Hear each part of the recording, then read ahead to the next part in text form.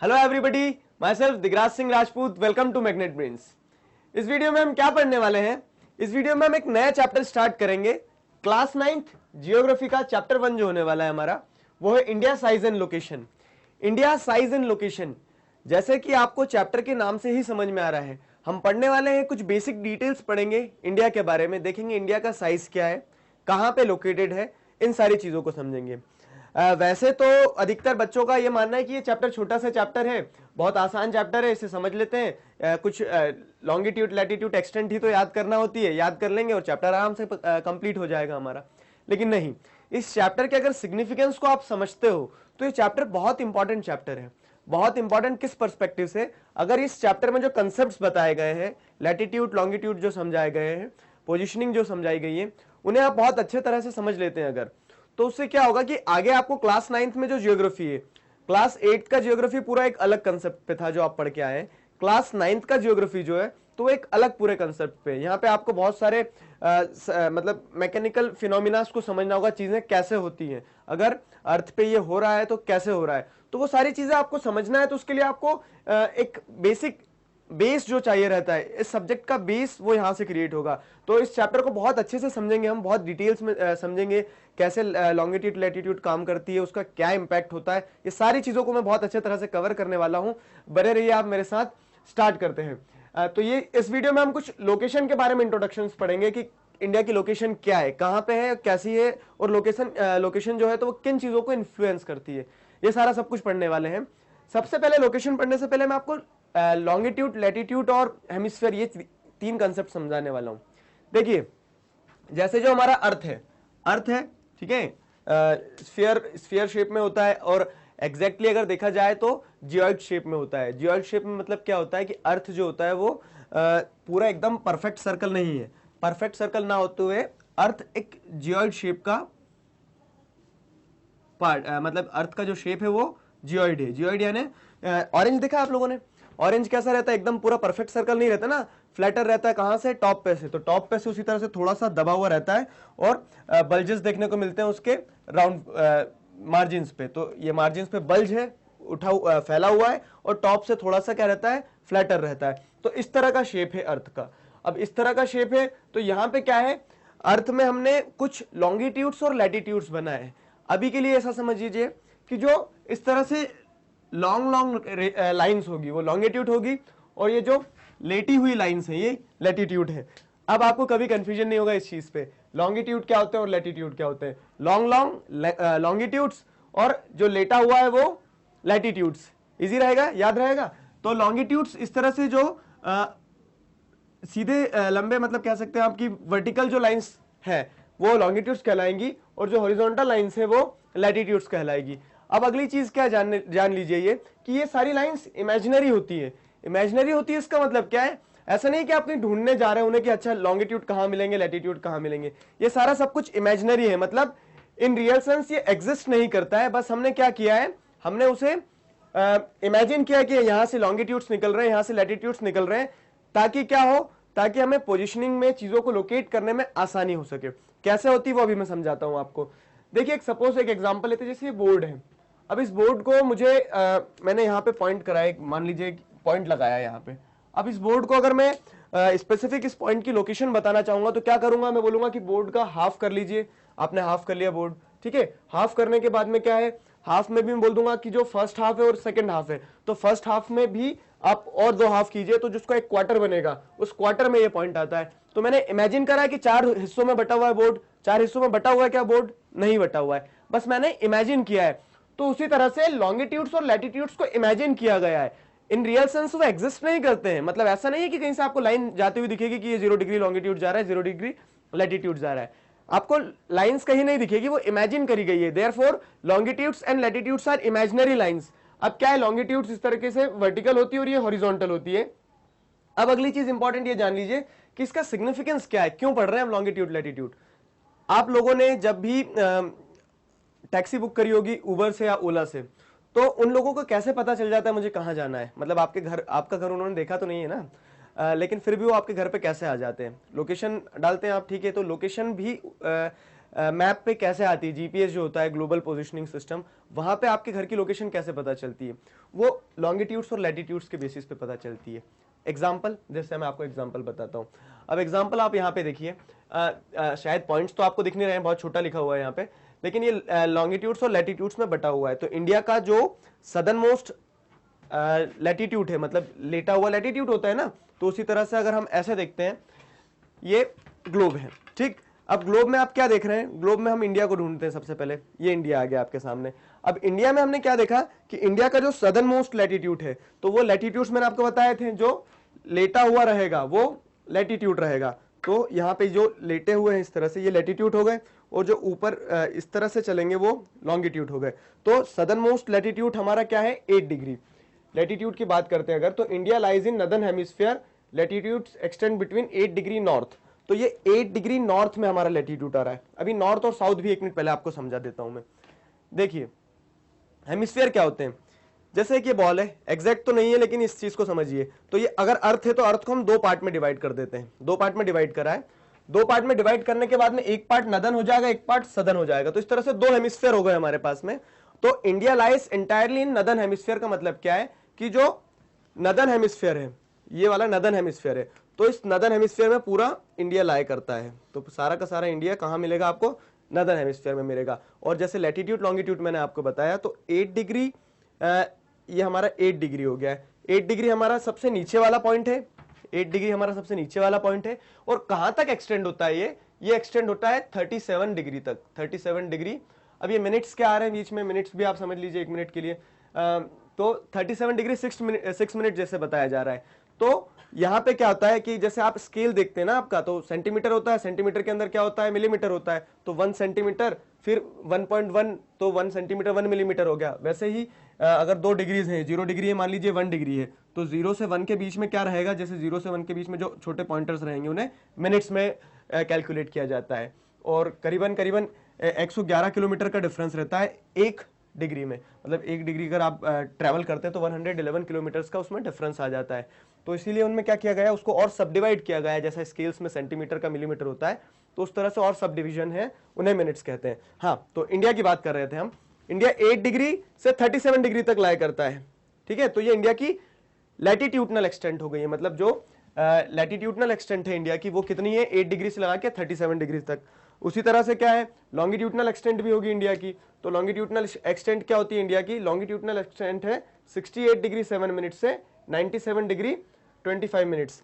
मैं आपको बता ये रहा था कि नॉर्थ और साउथ क्या है। तो अगर अब ये बोल रहे हैं कि India lies in the northern hemisphere, तो आपको समझ में आ जाना चाहिए नदर्न हेमिस्फीयर मतलब कि ये अगर अर्थ को 0 डिग्री से 2 पार्ट में बांटा जाए, ये 0 डिग्री से 2 पार्ट में बांट दिया, तो ऊपर वाला हेमिस्फीयर नदर्न होता है, नीचे वाला हेमिस्फीयर सदर्न होता है। इंडिया कहां लाए करता है, इंडिया नदर्न हेमिस्फीयर में लाए करता है। चलिए, ये कंसेप्ट क्लियर हो गया। तो अगर हम इंडिया को देखते हैं, इंडिया को जब हम देखते हैं तो इंडिया क्या कह रहे हैं, नदर्न हेमिस्फीयर में है। तो ये देखिए, ये 0 डिग्री है, ठीक। 0 डिग्री से ऊपर पूरा 1 2 3 4 90 तक जाएगा। ये 0 डिग्री है, 0 डिग्री से नीचे पूरा 1 2 3 4 90 तक जाने वाला है। तो ऊपर 90 हो गया, नीचे 90 हो गया। अब इंडिया की पोजीशन अगर देखते हैं तो ये बोल रहे हैं 8 डिग्री 4 मिनट्स नॉर्थ। तो नॉर्थ बोलने का कारण क्या है, आप समझ में आया। नॉर्थ बोलने का कारण ये है कि क्योंकि इंडिया नदर्न हेमिस्फीयर में, तो 8 डिग्री 4 मिनट नॉर्थ जाने वाला है। तो ये हमारा सबसे नीचे वाला लैटिट्यूड हो गया। सबसे ऊपर वाला जो लैटिट्यूड है हमारा, वो कहां तक जाएगा, वो जाएगा 37 डिग्री 6 मिनट नॉर्थ तक। ये हमारा लैटिट्यूडनल एक्सटेंट हो गया। वैसे ही लॉन्गिट्यूडनल एक्सटेंट को देखा जाए तो इंग्लैंड में जो ग्रीनविच मेरिडियन लाइन है, ठीक है, जिसे जहां से 0 डिग्री भी कहा जाता है, 0 डिग्री लॉन्गिट्यूड कहा जाता है। मैंने कहा था ना लॉन्ग लॉन्गिट्यूड्स होते हैं। तो ये इंग्लैंड है यहाँ पे। अब इंग्लैंड में यहां से 0 डिग्री है ये, ठीक है। अब 0 डिग्री के इस तरफ वाली कंट्रीज जो भी रहेगी वो क्या कहलाएगी, वेस्ट। और 0 डिग्री के इस तरफ वाली जो कंट्रीज रहेगी जितनी भी कंट्रीज, वो कहलाएगी ईस्ट। Is that clear. तो यहाँ पे ईस्ट और वेस्ट और नॉर्थ और साउथ अगर आता है, कहीं पे एन लिखा रहेगा, कहीं पे एस लिखा रहेगा। अब जैसे ऑस्ट्रेलिया की अगर बात करते हैं हम, ऑस्ट्रेलिया की अगर बात करते हैं तो ये ऑस्ट्रेलिया है। तो ऑस्ट्रेलिया की अगर आप लैटिट्यूडनल एक्सटेंट्स लिखेंगे, तो जो भी लैटिट्यूडनल एक्सटेंट होगी, मान लीजिए सपोज करते हैं हम 10 डिग्री, तो 10 डिग्री साउथ लिखेंगे, 10 डिग्री एस लिखेंगे। उसमें कंफ्यूज नहीं होना है। एस क्यों लिखेंगे, क्योंकि it is entirely lying in the southern hemisphere. वैसे ही अगर अफ्रीका कॉन्टिनेंट का आप बात करते हो, तो अब देखिए ये अफ्रीका कॉन्टिनेंट है, अफ्रीका कॉन्टिनेंट 0 डिग्री ये आ रहा है बीच में, अफ्रीका कॉन्टिनेंट नदर्न हेमिस्फीयर में भी आता है, सदर्न हेमिस्फीयर में भी आता है। तो अगर इसका एक्सटेंट लिखा जाए तो सपोज कीजिए कि ये 30 डिग्री, तो 30 डिग्री एन लिखेंगे एस लिखेंगे, 30 डिग्री एन लिखेंगे, क्यों? क्योंकि ये नदर्न हेमिस्फीयर का लैटिट्यूड है। और वैसे ही नीचे क्या लिखने वाले हैं हम, 30 डिग्री एस लिखेंगे, क्यों? क्योंकि ये सदर्न हेमिस्फीयर का पार्ट है। तो आपको नदर्न सदर्न हेमिस्फीयर में लैटिट्यूडनल पोजीशनिंग समझ में आ गई, ठीक है। वैसे ही सेम लॉन्गिट्यूड्स के लिए, लॉन्गिट्यूड्स के लिए क्या है कि जो 0 डिग्री है, जो इंग्लैंड के पास से निकलता है, ग्रीनविच एक सिटी है वहां से निकलता है, तो उसके वेस्ट में जितनी भी चीजें होने वाली है, वेस्ट वाला W कहलाएगा। तो यहाँ पे 0 degree 1 degree W, 1 degree 2 degree W, तो ये क्या रहेगा, ये लॉन्गिट्यूड जो है तो वो वेस्ट के लॉन्गिट्यूड्स हैं। और जैसे इंडिया की अगर बात करते हैं तो ये ईस्ट के लॉन्गिट्यूड्स हैं। तो वेस्टर्न लॉन्गिट्यूड्स और ईस्टर्न लॉन्गिट्यूड्स समझ में आना चाहिए आपको। India lies in the eastern longitudinal zone, ठीक है, ये ईस्टर्न लॉन्गिट्यूडनल जोन में आता है। अब कुछ बच्चों को ये कंफ्यूजन होगा, सर अर्थ तो ग्लोब है, आपने यहाँ यहाँ पर वेस्ट बोला है और ये घूमकर वापस आ गया, तो ये तो ईस्ट भी कहलाएगा, मतलब जो वेस्ट है वो ईस्ट हो सकता है। ये कंफ्यूजन होगा आपका। नहीं, ऐसा नहीं है। क्या होता है, ये जो पैसिफिक ओशियन है, तो पैसिफिक ओशियन में जो जहां पर कोई भी कंट्री नहीं है वहां पे इंटरनेशनल डेट लाइन है, मतलब ये है इंटरनेशनल डेट लाइन। अगर आप ऑब्जर्व करोगे तो ये इंटरनेशनल डेट लाइन है। इंटरनेशनल डेट लाइन के इधर तक वेस्ट रहता है और इधर ईस्ट रहता है। तो जैसे इंडिया यहाँ से आप चालू कर रहे हैं, ये ग्रीनविच मेरिडियन लाइन है, ठीक है, 0 डिग्री ग्रीनविच मेरिडियन लाइन जो है, तो ग्रीनविच 0 डिग्री है, इसके यहाँ से लगा के पूरा इंटरनेशनल डेट लाइन के यहाँ तक इतना ईस्ट कहलाएगा, ठीक। और ये वापस अगर उस वेस्ट ग्रीनविच वाली लाइन पे आते हैं हम, तो यहाँ से वापस डेट लाइन के पीछे तक यहाँ तक वेस्ट कहलाएगा। तो ईस्ट और वेस्ट आपको क्लियर हो गया कैसे आना है। नॉर्थ और साउथ बहुत ज्यादा सिंपल है, ऊपर नदर्न हेमिस्फीयर में नॉर्थ और नीचे सदर्न हेमिस्फीयर में साउथ, तो नॉर्थ साउथ भी क्लियर हो गया है। तो हमने क्या देख लिया है कि नॉर्थ साउथ ईस्ट वेस्ट के हिसाब से पोजिशनिंग होती है लॉन्गिट्यूड्स के आगे पीछे जो सफिक्स लगता है, जैसे यहाँ पे एन लगा है, यहाँ पे क्या लगा है, ई लगा है, तो एन इसलिए लगा क्योंकि it is in northern hemisphere, E इसलिए लगा क्योंकि नहीं ईस्टर्न हेमिस्फीयर। और अगर किसी कॉन्टिनेंट या किसी कंट्री का दोनों हेमिस्फीयर में आता है तो मैंने आपको बता दिया है कि जैसे अफ्रीका का एग्जांपल बताया था, कहाँ गया अफ्रीका, ये अफ्रीका आया, तो यहाँ पे आप नॉर्थ लिखेंगे और साउथ वाले पार्ट में आप साउथ लिखेंगे, तो नॉर्थ और साउथ इस तरह से काम करता है। आई होप आपको ये सारी चीजें क्लियर हो गई है कि नॉर्थ साउथ किस तरह से काम करता है, ईस्ट वेस्ट किस तरह से काम करता है। अब अगर इंडिया पे वापस आते हैं हम, ठीक है, चलो इंडिया पे वापस आते हैं। इंडिया पे जैसे वापस आते हैं तो इंडिया की लॉन्गिट्यूडनल और लैटिट्यूडनल पोजीशन आपको ये याद रखना है, क्या कि 8 डिग्री 4 मिनट्स नॉर्थ हमारा सदर्न मोस्ट। अब इसे सदर्न मोस्ट बोल रहे हैं फिर भी नॉर्थ लिख रहे हैं, क्यों लिख रहे हैं, क्योंकि नदर्न हेमिस्फीयर में है, ठीक है। तो 8 डिग्री 4 मिनट्स नॉर्थ हमारा सदर्न मोस्ट लैटिट्यूड है, और ये लैटिट्यूड कहां तक एक्सटेंड होता है, 37 डिग्री 6 मिनट तक।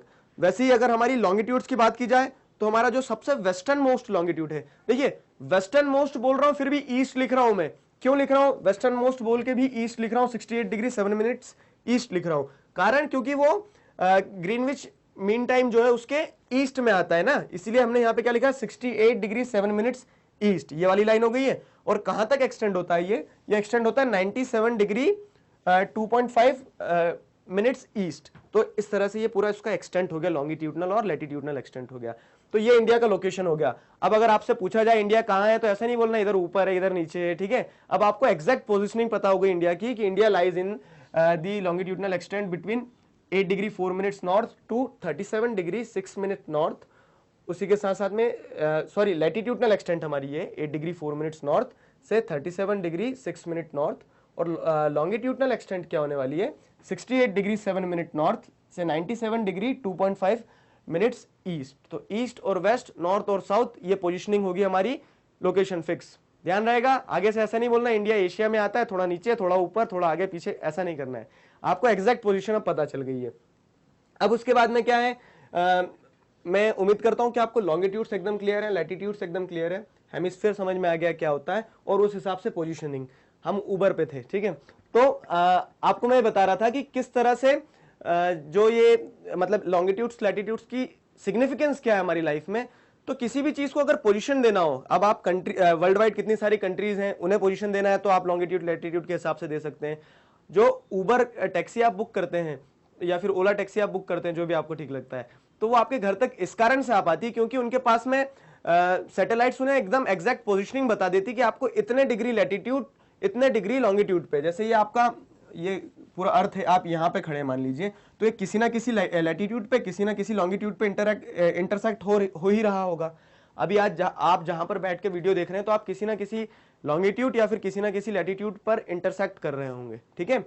अब जब आप किसी ना किसी लॉन्गिट्यूड लैटिट्यूड पे इंटरसेक्ट करते हो तो वो आपकी पोजीशन हो जाती है, और उस पोजीशन का मैसेज पहुंच जाता है आपके ड्राइवर के पास में, ठीक है, आपका ड्राइवर आप तक पहुंच जाता है। तो इस तरह से लॉन्गिट्यूड और लैटिट्यूड्स हमारी लाइफ में बहुत इंपॉर्टेंस रखते हैं। क्यों इंपॉर्टेंस रखते हैं? क्योंकि अगर किसी भी चीज को लोकेट करना है, किसी भी चीज की पोजीशनिंग देखना है, तो वो आपको लॉन्गिट्यूड लैटिट्यूड की मदद से ही मिलना है। अब अगली चीज क्या है, यहाँ पे अब एक ट्रॉपिक ऑफ कैंसर आता है। ट्रॉपिक ऑफ कैंसर को समझिए क्या है। ट्रॉपिक ऑफ कैंसर देखिए 23 डिग्री 30 मिनट्स नॉर्थ, तो जो कि लगभग हमारी कंट्री में गुजरात से होते हुए निकलता है, ठीक है। ये देखिए यहाँ पे आपको दिखेगा, तो ये 23 डिग्री यहां से इस तरह से जो जाना स्टार्ट हुआ, ये है हमारा ट्रॉपिक ऑफ कैंसर। क्या होता है, यहां से आप निकलोगे तो आपको कैंसर हो जाएगा? नहीं, ऐसा कुछ नहीं है, ठीक है। नाम से अधिकतर, मैं छोटा था तब इस तरह से सोचा करता था शायद यहाँ पे कैंसर होता है। तो ट्रॉपिक ऑफ कैंसर क्या होता है? ट्रॉपिक ऑफ कैंसर एक लैटिट्यूड है, आई एम राइट, लैटिट्यूड है ना, ये लेटा हुआ है। तो एक ट्रॉपिक ऑफ कैंसर एक लैटिट्यूड है जो इसे इतना सिग्निफिकेंस क्यों दिया गया, इसका नाम क्यों दिया गया? बाकी दूसरे लैटिट्यूड्स को तो कुछ बोला नहीं जाता है, सिर्फ 3 लैटिट्यूड्स का नाम दिया गया है। देखिए, एक लैटिट्यूड है इक्वेटर यानी 0 डिग्री, ठीक है। अगला है 23 डिग्री पे ट्रॉपिक ऑफ कैंसर, और वैसे ही नीचे आते हैं तो 23 डिग्री जो सदर्न हेमिस्फीयर में, उसे ट्रॉपिक ऑफ कैप्रिकॉर्न कहा जाता है। इन 3 के नाम हैं, बाकी किसी भी लैटिट्यूड्स के नाम नहीं होते हैं। इन 3 को इतनी इंपॉर्टेंस क्यों है? तो 0 डिग्री तो आपको समझ में आ रहा है, क्योंकि क्या कह सकते हैं, एकदम मिडिल लैटिट्यूड है, इसके ऊपर इसके नीचे 2 हेमिस्फीयर में बटा हुआ है, तो उसको 0 डिग्री इक्वेटर उसको नाम देना जस्टिफाइड है। लेकिन इसे क्यों नाम दे दिया, इसमें क्या इतनी अलग बात है? तो इसमें अलग बात है, इस चीज को ध्यान रखिएगा। एक स्पेसिफिक वीडियो में इस पे बनाने वाला हूं कि 23 डिग्री की इंपॉर्टेंस क्या है, ठीक है। और आपके कुछ क्वेश्चंस हैं, कुछ क्वेरीज होगी उस चीज को लेकर, तो उसे हम क्लियर करेंगे। इसे बस ध्यान में रखना आप कि इसकी कुछ सिग्निफिकेंस है, उस सिग्निफिकेंस को मैं एक अलग वीडियो में आपको पूरा समझाऊंगा अच्छे से। तो ये बहुत सिग्निफिकेंट होता है, और जो हमारी कंट्री में हमारी कंट्री को लगभग 2 इक्वल पार्ट्स में डिवाइड कर रहा है।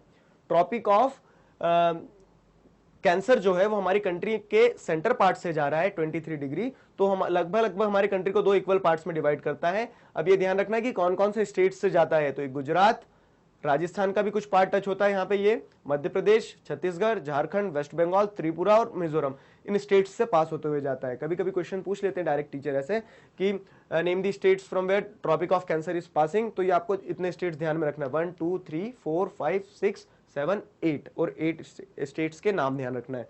तो ट्रॉपिक ऑफ कैंसर जो है हमारी कंट्री को लगभग 2 इक्वल पार्ट्स में डिवाइड करता है। तो हमने लैटिट्यूड पढ़ा, लॉन्गिट्यूड एक्सटेंट पढ़ा, ट्रॉपिक ऑफ कैंसर पढ़ा कि ट्रॉपिक ऑफ कैंसर हमारी कंट्री को 2 पार्ट्स में डिवाइड करता है। क्या डिग्री है उसकी?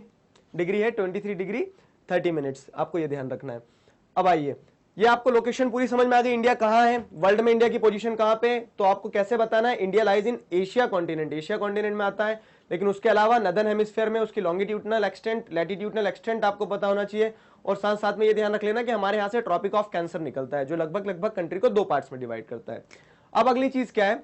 अब अगली चीज है कि इंडिया की और अगर स्पेसिफिक पोजिशनिंग को देखा जाए तो इंडिया में कुछ आइलैंड ग्रुप्स भी हैं, ठीक है। अब कुछ जो आइलैंड ग्रुप्स है, वो आइलैंड ग्रुप्स कौन कौन से हैं इन्हें समझिए। आइलैंड ग्रुप्स, 2 आइलैंड ग्रुप्स हैं। एक है हमारे जो हमारा साउथ वेस्टर्न सी है। साउथ वेस्टर्न सी मतलब क्या है कि हमारे साउथ है, यह सदर्न पार्ट है इंडिया का, और ये वेस्टर्न पार्ट है। पोजीशनिंग बहुत ज्यादा जरूरी है। देखिए, अब आप 9th क्लास में आ चुके हैं, अब आप ऐसा नहीं लिखोगे कि नीचे है ऊपर है, अब आपको एग्जैक्ट पोजीशनिंग करते आना चाहिए चीजों की। तो ये साउथ होता है, साउथ का वेस्ट है, तो साउथ वेस्ट में जो आइलैंड ग्रुप है हमारा, वो है लक्षद्वीप आइलैंड ग्रुप। ये लक्षद्वीप आइलैंड ग्रुप हो गया। और वैसे ही जो हमारा साउथ ईस्ट है, तो साउथ ईस्ट में हमारा एक आइलैंड ग्रुप है जिसका नाम है अंडमान निकोबार आइलैंड। अंडमान निकोबार आइलैंड और लक्षद्वीप आइलैंड, 2 आइलैंड ग्रुप्स हैं हमारे। अब इन 2 आइलैंड ग्रुप्स की पोजीशन अगर देखी जाए तो Andaman Nicobar island bay of Bengal में आते हैं। ये जो समुद्र है, ये जो वाटर बॉडी है, इसे बे ऑफ बंगाल कहा जाता है। और ये वाली जो वाटर बॉडी है, इसे कहा जाता है अरेबियन सी। अब अरेबियन सी और बे ऑफ बंगाल हमारे साउथ ईस्टर्न और साउथ वेस्टर्न वो वाटर बॉडीज हो गए हैं, ठीक। अब इसी के साथ साथ में एक और चीज क्या ध्यान रखना है आपको, इंडियन मेनलैंड और इंडियन यूनियन, 2 शब्द हैं यहाँ पे। देखिए, मैंने यहाँ पे यूनियन के नीचे इसीलिए अंडरलाइन भी किया है कि इंडियन मेनलैंड और इंडियन यूनियन में डिफरेंस है। इंडियन मेनलैंड क्या होता है, ये जो पूरा जमीनी हिस्सा है इसे इंडियन मेनलैंड कहा जाता है। तो अगर आपसे पूछा जाता है कि इंडियन मेनलैंड का सदर्न मोस्ट पार्ट कौन सा है, तो आप बताइए क्या बताएंगे। क्वेश्चन रिपीट करता हूं मैं, इंडियन मेनलैंड का सदर्न मोस्ट पार्ट, तो इंडियन मेनलैंड का सदर्न मोस्ट पार्ट ये होने वाला है कन्याकुमारी, ठीक है।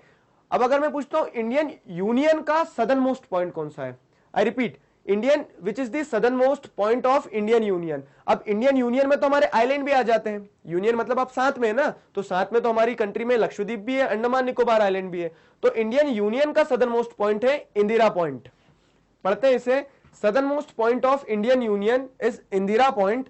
It got submerged under sea water in 2004 during tsunami. तो 2004 में जब सुनामी आई थी, तो उस सुनामी में क्या हुआ था कि इंडियन यूनियन का जो सदर्न मोस्ट पॉइंट है वो है इंदिरा पॉइंट, तो इंदिरा पॉइंट डूब चुका था। अब अगर लैटिट्यूड वाइज बात की जाए तो लैटिट्यूड हमारा इंडियन मेनलैंड से कैलकुलेट किया जाता है 8 डिग्री 4 मिनट्स, ठीक है, 8 डिग्री 4 मिनट्स नॉर्थ जो है हमारा सदर्न मोस्ट लैटिट्यूड है। अगर मैं आपसे पूछ रहा हूँ नदर्न मोस्ट लैटिट्यूड कितना है, तो क्या लिखेंगे आप, रिकॉल कीजिए जल्दी से, 37 डिग्री 6 मिनट्स, ठीक। अगर आपसे वैसे ही पूछा जाए कि वेस्टर्न मोस्ट लॉन्गिट्यूड क्या है, तो उसमें ईस्ट लिखेंगे या वेस्ट लिखेंगे, उसमें भी ईस्ट लिखेंगे बजाय उसके कि वो वेस्ट में है। तो हमारा जो वेस्टर्न मोस्ट लॉन्गिट्यूड है, तो वो वेस्टर्न मोस्ट लॉन्गिट्यूड कितना है, 68 डिग्री 7 मिनट्स ईस्ट, और ईस्टर्न मोस्ट लॉन्गिट्यूड जो है तो वो कितना आने वाला है, 97 degree 25 minutes east. Longitude latitude तो क्लियर था, तुम्हें एक बार फिर से रिकॉल करवा दिया, लेकिन आपको ध्यान के रखना है कि इंडियन यूनियन और इंडियन मेनलैंड में डिफरेंस समझ में आना चाहिए। इंडियन यूनियन का southernmost point Indira point है और इंडियन मेनलैंड का सदर्न मोस्ट पॉइंट है कन्याकुमारी, जो कि तमिलनाडु में है। तो इस तरह से हमने क्या देखा, इंडिया की पूरी पोजीशनिंग देख ली है, इंडिया के आइलैंड ग्रुप्स देख लिए। आइलैंड ग्रुप्स में ध्यान रखना है कि कौन सा अरेबियन सी में आता है, कौन सा बे ऑफ बंगाल में आता है, और ये south east south west positioning समझ में आना चाहिए। ये सारा सब कुछ हमने लोकेशन के बारे में पढ़ा। तो आई होप आपको इस चैप्टर में लोकेशन वाला जो पार्ट है वो बहुत अच्छे से समझ में आया है। लॉन्गिट्यूड लैटिट्यूड की सिग्निफिकेंस समझ में आई है, कैसे काम करते हैं लॉन्गिट्यूड लैटिट्यूड वो समझ में आया। नदर्न हेमिस्फीयर सदर्न हेमिस्फीयर में क्या डिफरेंस है, ईस्ट वेस्ट और नॉर्थ साउथ जो लैटिट्यूड्स के और लॉन्गिट्यूड्स के पीछे लिखे जाते हैं वो कैसे लिखे जाते हैं और क्यों लिखे जाते हैं, ये सारा सब कुछ समझ में आया होगा। अब आपको कंसेप्ट पूरे क्लियर है, बेस एक सॉलिड बन चुका है। इसी चीज को हम आगे एक्सटेंड करेंगे। अब आगे मैं आपको इतना डीप में नहीं बताऊंगा, आगे मैं फटाफट रिलेट करवाते जाऊंगा। तो इस वीडियो को एक बार और देख सकते हैं आप, रिवाइज कर लीजिए चीजों को अच्छे से, ताकि क्या हो, ताकि जब हम नेक्स्ट वीडियो में आगे की चीजें पढ़ेंगे, जैसे इंडिया साइज एंड लोकेशन, तो हमने लोकेशन पढ़ चुके हैं, अब साइज पढ़ेंगे, तो उसमें मैं आपको लॉन्गिट्यूड लैटिट्यूड जल्दी जल्दी बताते चलूंगा और आपको रिकॉल करना होगा। ठीक है, मेरे पार्ट पे मैंने काम कर दिया, अब आपको पढ़ना है उस चीज को अच्छे से। आई होप ये सारी चीजें क्लियर हैं। कुछ क्वेरीज हैं तो कमेंट सेक्शन में पूछ सकते हैं आप। अब नेक्स्ट वीडियो में हम डिस्कस करेंगे कुछ साइज के बारे में, लोकेशन हम पढ़ चुके हैं, साइज के बारे में डिस्कस करेंगे। इस चैप्टर के नोट्स आप हमारी ऑफिशियल वेबसाइट magnetbrains.com पर बहुत आसानी से डाउनलोड कर सकते हैं। magnetbrains.com पर आपको क्लास 4th से क्लास 12th तक सभी सब्जेक्ट्स, सभी चैप्टर्स और सभी चैप्टर्स के सब टॉपिक्स बिल्कुल इसी तरह से एक अरेंज फॉर्मेट में अवेलेबल होंगे, जिन्हें आप बहुत आसानी से पढ़ सकते हैं, समझ सकते हैं और डाउनलोड कर सकते हैं। Feel free to visit our official website magnetbrains.com। मिलते हैं नेक्स्ट वीडियो में एक नए टॉपिक के साथ में, जो होने वाला है साइज, इंडिया साइज के बारे में हम पढ़ेंगे। तो see you there, thank you very much. Hello everybody, myself Digraj Singh Rajput, welcome to Magnet Brains. इस वीडियो में हम क्या पढ़ने वाले हैं, इस वीडियो में हम पढ़ेंगे इंट्रोडक्शन टू साइज। पिछले वीडियो में हम लोगों ने क्या डिस्कस किया था, इससे पहले वाले वीडियो में हमने इंडिया साइज एंड लोकेशन में लोकेशन पार्ट पे हम सारी चीजें पढ़ चुके थे। हमने बहुत अच्छे से देखा था लॉन्गिट्यूड्स कहां पे हैं, लैटिट्यूड्स कहां पे, कैसे हैं लॉन्गिट्यूड्स, क्या है लैटिट्यूड्स, उनका सिग्निफिकेंस क्या है। ग्लोबल पोजिशनिंग सिस्टम देखा था हमने कि कहां पे इंडिया लाई करता है, तो इंडिया को कहां लोकेट करना है, इंडिया की लोकेशन, इंडिया की पोजीशन, ये सारी चीजें हम पिछले वीडियो में डिस्कस कर चुके हैं। इस वीडियो में हम साइज वाला जो डायमेंशन है उस पर थोड़ा सा मतलब उस चीज को हम डिस्कस करेंगे कि क्या पोजीशन है इंडिया की world wide in terms of size, और दूसरी कंट्रीज से कंपेयर करेंगे, स्टैंडर्ड मेरिडियन के बारे में पढ़ेंगे। तो इन सारी चीजों को हम इस वीडियो में कंपेयर करने वाले हैं, पढ़ने वाले हैं। स्टार्ट करते हैं। तो इंडिया का जो टोटल एरिया है इन टर्म्स ऑफ मतलब लैंड अगर देखा जाए तो हम 3.28 मिलियन स्क्वायर किलोमीटर का टोटल एरिया है इंडिया के पास में, मतलब इतने किलोमीटर, इतने स्क्वायर किलोमीटर की लैंड हमारे पास अवेलेबल है अगर वॉल्यूम में पूछा जाए तो। अब अगर शेयर की बात करते हैं कि what is the share of India in total geographical area, world wide जितनी भी वर्ल्ड वाइड जो भी जियोग्राफिकल एरिया है उस जियोग्राफिकल एरिया में इंडिया का क्या शेयर है, तो India share in that total geographical area is 2.4%, हमारा 2.4% शेयर है, ये इंडिया है। अब इंडिया का ये जो वर्ल्ड की जितनी भी जमीन है उस जमीन में 2.4% शेयर है। 2.4% शेयर किसका है? इंडिया का है। 2.4% हमारा शेयर हो गया। अब उसके बाद में अगली चीज ये देखते हैं कि इंडिया की पोजीशन क्या है। India is the 7th largest country in the world. India 7वें नंबर पे आता है। जब 7th आता है तो उससे पहले 6 और कंट्रीज हैं जो इंडिया से क्या है, बड़ी है इन टर्म्स ऑफ साइज। मतलब अगर जमीनी तौर पे देखा जाए कि जो एरिया है तो 6 कंट्रीज और है इंडिया से जो बड़ी है इंडिया से। कौन कौन सी कंट्रीज है वो स्टार्ट करते हैं। तो सबसे पहले और सबसे बड़ी कंट्री कौन सी है? सबसे पहले और सबसे बड़ी कंट्री है रशिया। आपको देख के ही समझ आ जाएगा ये रशिया, ठीक है। Russia is on first. Russia के पास सबसे ज्यादा जमीन है तो रशिया पहले नंबर पे है। दूसरे नंबर पे कौन सी कंट्री आती है? दूसरे नंबर पे आती है रशिया के बाद कनाडा। कनाडा जो है तो ये नॉर्थ अमेरिका का एक कंट्री है, ठीक। कनाडा सेकंड नंबर पे आता है। थर्ड नंबर पे क्या आता है? थर्ड नंबर पे आता है यूएसए, ठीक है। थर्ड नंबर पे यूएसए आता है। फोर्थ नंबर पे क्या आता है? फोर्थ नंबर पे है चाइना। तो यूएसए के बाद में China is the another country in line. China fourth पे है। फिफ्थ नंबर पे हमसे जो बड़ा कंट्री है और वो है ब्राजील। ब्राजील फिफ्थ पे है। और सिक्स नंबर पे ऑस्ट्रेलिया। सिक्स नंबर पे ऑस्ट्रेलिया। ऑस्ट्रेलिया एक कंट्री, एक कॉन्टिनेंट भी बोलते हैं ऑस्ट्रेलिया को। बाकी टेक्निकली देखा जाए तो, क्योंकि यहाँ पे और भी तो दूसरी कंट्री है, न्यूजीलैंड है, सेलेमन आइलैंड है, पपुआ न्यू गुआना आइलैंड है, तो ये सारे आइलैंड्स भी ऑस्ट्रेलिया कॉन्टिनेंट में आते हैं। तो उस सेंस में अगर देखा जाए तो इस कॉन्टिनेंट का नाम है ओशियाना, लेकिन क्योंकि ऑस्ट्रेलिया एक बड़ा कंट्री है उस कॉन्टिनेंट में, तो लोग यूनानिमसली उस चीज को, मतलब उस कॉन्टिनेंट को ऑस्ट्रेलियन कॉन्टिनेंट भी बोलते हैं। अब 6 कंट्रीज जो हमसे बड़ी हैं वो कौन कौन सी हैं? Russia, Canada, USA, China, Brazil, Australia और फिर आता है इंडिया। तो ये कंट्रीज को एक सीक्वेंस में याद रखने की ट्रिक बताता हूं मैं आपको, रुकुबाई, ठीक है। एक ये ट्रिक हो गई। रुकुबाई क्या है? आपको रुकुबाई याद रखना है, RUCUBAI। रुकुबाई एक टर्म हो गया आपके पास। अब इससे आप कंट्रीज याद रख सकते हैं, Russia, Canada, USA, China, Brazil, Australia और इंडिया। रुकुबाई से आप ध्यान रख सकते हैं क्योंकि ये एक सीक्वेंस में पूछ लेते हैं अधिकतर। तो ये सातों कंट्री हमने डिस्कस करी जो इंडिया से बड़ी है। 6 कंट्री इंडिया से बड़ी है और 7th पे कौन आता है? इंडिया आता है। अब इंडिया की अगर बात की जाए और, तो इंडिया का इंडियन साइज और लोकेशन में अगर हम देखते हैं तो इंडिया की जो लैंड बॉर्डर है वो है 15,200 किलोमीटर की। मतलब हम जो हमारी लैंड बॉर्डर है तो हमारे पास में टोटल लैंड बॉर्डर कितना है? 15,200 किलोमीटर। तो 15,200 किलोमीटर हमारा लैंड बॉर्डर है। ये लैंड बॉर्डर जो है तो बहुत सारी कंट्रीज के साथ में शेयर करते हैं हम। आगे हम वीडियोस में यही पढ़ने वाले हैं कि किन किन कंट्रीज के साथ में हम लैंड बॉर्डर शेयर करते हैं, तो वो सारा सब कुछ डिस्कस करने वाले हैं। ये लैंड बॉर्डर हमने शेयर किया, इतना कितना है किलोमीटर्स में आपको ध्यान रखना है, 15,200 किलोमीटर का हमारा लैंड बॉर्डर है। अब उसके बाद में कोस्टल लाइन अगर देखी जाए, कोस्टल लाइन क्या होता है? अब ये तो जमीनी मतलब ये जमीन से जुड़ा हुआ है तो ये लैंड बॉर्डर का हिस्सा हो गया, लेकिन कुछ एरिया हमारा ऐसा भी है जो जमीन से नहीं जुड़ा हुआ है लेकिन हमारी बॉर्डर तो है। वहां पे भी हम देखते हैं कि पुलिसिंग करना पड़ती है आपको, वहां पे भी आपको आर्मी पर्सनल्स को रखना पड़ता है, सी गार्ड्स होते हैं, ठीक है। तो ये जो कोस्टल एरिया है हमारा, ये कोस्टल लाइन जो है तो 7,516.6 किलोमीटर का जो हमारा ये कोस्टल एरिया है, ठीक है। इतना हमारा कोस्टल एरिया है, मतलब ये जो हमारी बॉर्डर है ये समुद्र से जुड़ी हुई है। अब ये जो डिस्टेंस बताया गया है 7,516.6 kilometre, this distance also includes the coastal area of island groups. मतलब जैसे अंडमान निकोबार आइलैंड है तो इन आइलैंड ग्रुप्स को भी किलोमीटर में आप क्या कर सकते हो? कैलकुलेट। जैसे आइलैंड्स है, लक्षद्वीप है तो लक्षद्वीप के जो आइलैंड्स है तो इन्हें भी कैलकुलेट किया गया, इनकी भी कोस्टल लाइन को कैलकुलेट किया गया।